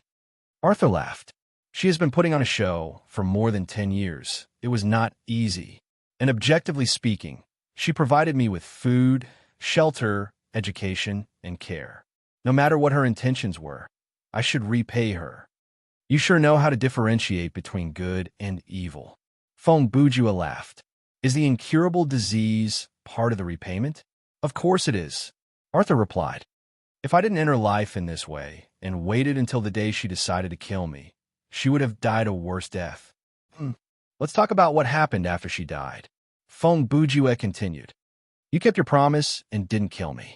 You treated me like a brother. No matter what kind of person Mother was, the brotherhood between you and me didn't change. At the time, you had a thought. You wanted to become a human. You want to live a peaceful life like everyone else. You didn't have to worry about your identity as an XIN family member or drag your friends and family down with you. He looked at Arthur and waited for his response. Arthur did not deny it. He only said softly, Unfortunately, things did not go as planned. I admire the choice you made. Feng Buju said, If I was in your shoes, I would never consider becoming a human. From this point of view, if we were to make a vertical comparison between our races, you are the kinder one. Is that so? Arthur scoffed. But Feng Buju changed the subject. After your research started, things started to spiral out of control. As I said earlier, things are different now. Many things will change. Often when we look back, we will realize that what we are doing has already deviated from our original intention. Extended 2 fingers. I believe there are 2 key points that changed you. First, in the endless killing, your instinct as an XIN clan member was awakened. Second, you noticed the abnormality in me.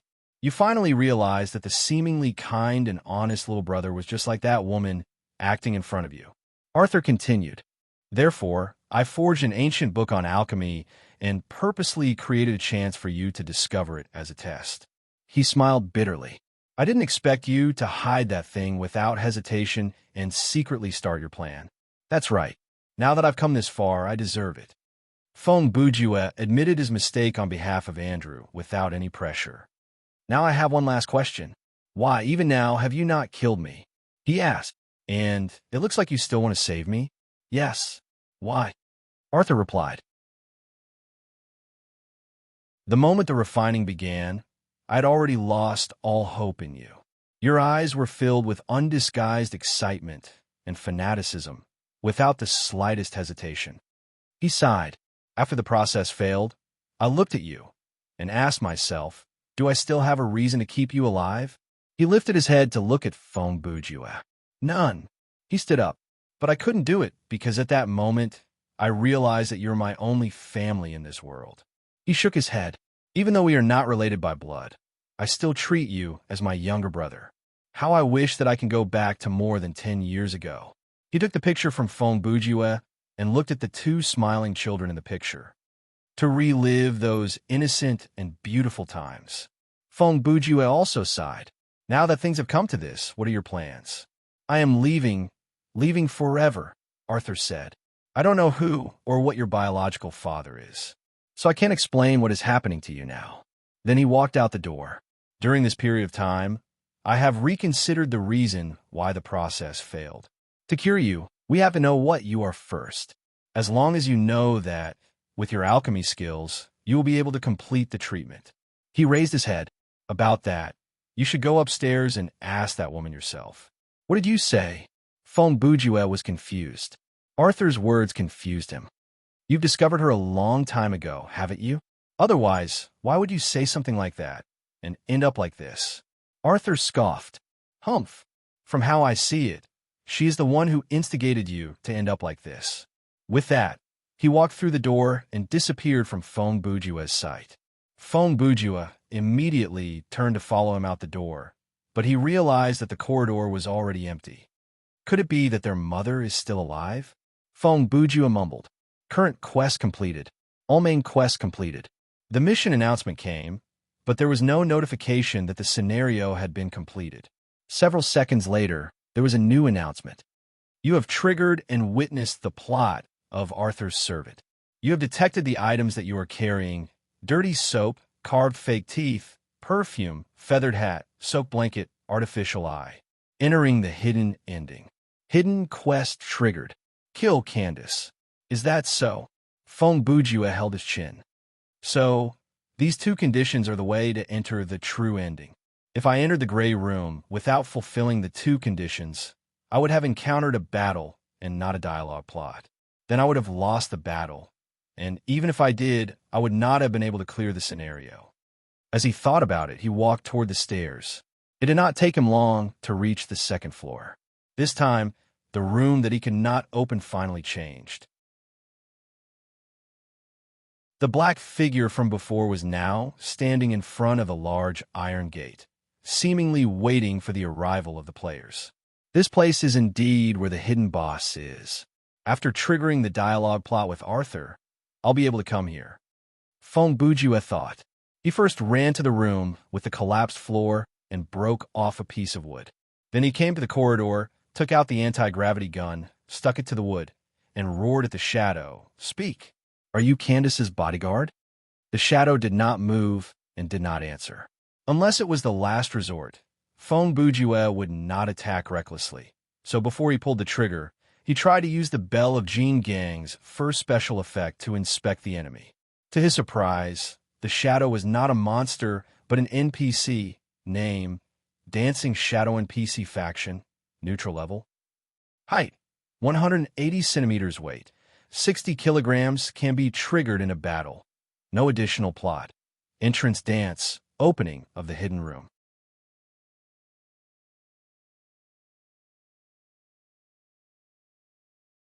Chapter 262. The stats of NPCs were naturally different from that of monsters. There were no descriptions of their fighting styles or weaknesses. After all, the system still encouraged players to negotiate peacefully and not try to fight with NPCs. Knowing that the other party couldn't fight, Feng Bujue relaxed. He put away his weapon and walked towards a shadow. When he was less than 2 meters away from the other party, the black shadow suddenly raised an arm and straightened one palm, making a stop gesture. Seeing this, Feng Bujue stood still and waited for the other party's next reaction. The music from an unknown place sounded in Feng Bujue's ears again. As expected, the shadow did a zombie dance from Thriller. Who knew what this was hinting at? After dancing for a minute or two, the shadow did a 720-degree turn and pushed at the metal door behind it. On the surface of the door, another formless formation failed, and the sound of glass shattering could be heard. Then, the dancing shadow used its unique voice to scream and dance past Feng Bujue. As it moved further and further away, the surrounding darkness became thicker and thicker. Feng Bujue now understood that one of the dancing shadow's abilities was to control the darkness. Because it came to the surface, the 2 floors above were slightly brighter. But as the dancing shadow left, the surrounding darkness became disorderly and dispersed. All right, that's the only way. Before the surroundings were completely swallowed by the darkness, Feng Bujue took a few steps forward, grabbed the 2 handles of the metal door, and pushed it open. The moment he stepped into the hidden room, Feng Bujue concluded that he had found the source of the disgusting smell. Compared to the rotten smell behind the door, the smell of the other parts of the room was not even worth mentioning. If he had to describe it, it was like someone farted in this room, and then the room disappeared. Feng Bujue had only taken a few steps when the door behind him closed with a bang. The room was dimly lit. Feng Bujue looked around through the gas mask. First, he saw the synthetic human on the wall. It was the one with the knuckles on its lower body. At this moment, it was nailed to the wall by many thick iron nails. The wound on its chest had stopped bleeding, but the floor directly under it was covered with blood. The synthetic man, with the bone spikes on his wrist, was lying in a recess in the wall. There were 2 metal shelves outside the wall where he could rest his hands. The middle of the recess was filled with strange moss-like plants, which seemed to be food for the tongues. Feng Bujue's eyes moved slowly. He realized that the size of the room was shocking, and the height of the roof did not match the structure of the house. Clearly, the space behind the door did not exist in the room outside the door. He looked around and realized that there were at least 20 synthetic humans embedded in the wall. They came in different shapes and sizes, and each one of them was incredibly strange. Just looking at them gave Gu Jun goosebumps. "Andrew, is that you?" A woman's voice came from the chaos before him. Feng Bujue followed the voice and soon saw a mummified woman lying in one of the recesses. She only had one eyeball, her skin was dry, she had no hair, and her teeth were all black and rotten. She radiated a horrible stench that could drain Gu Jun's life points. The moment Candace entered his field of vision, another cinematic appeared. "Andrew, my child, don't you recognize me?" Candace asked softly. Andrew looked at the monster before him with shock.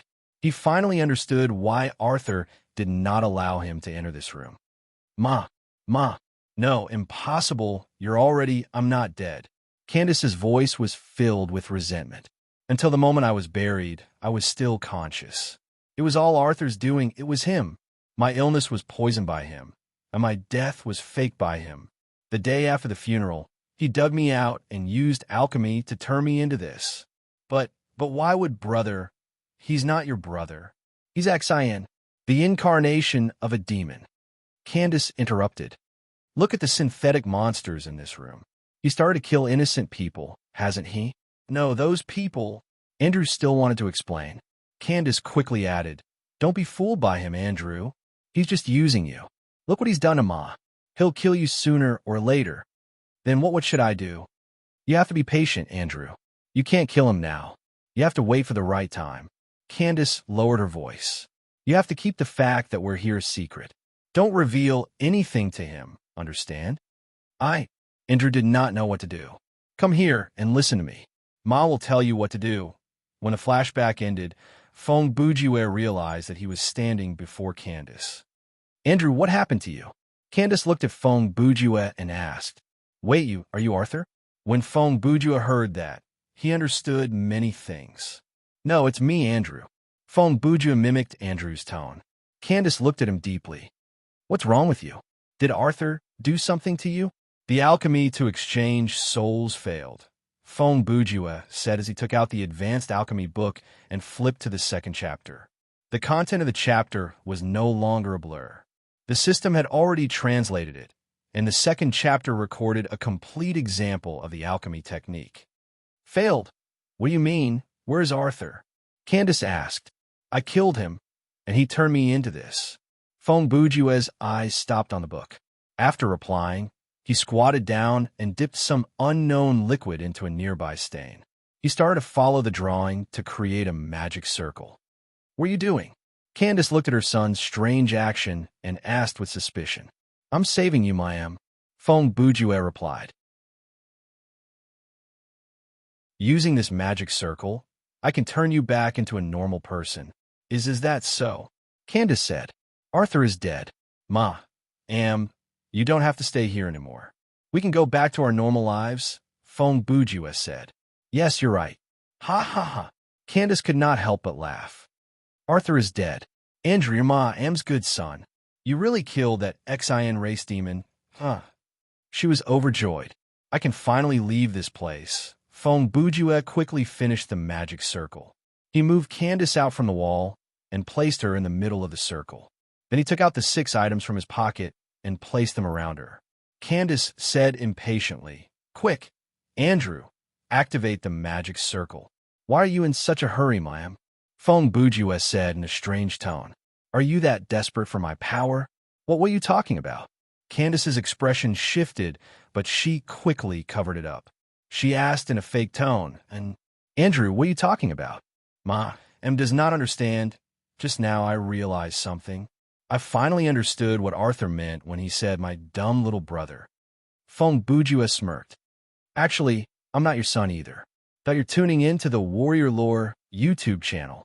Don't forget to subscribe and join us on this journey to catch the most captivating stories.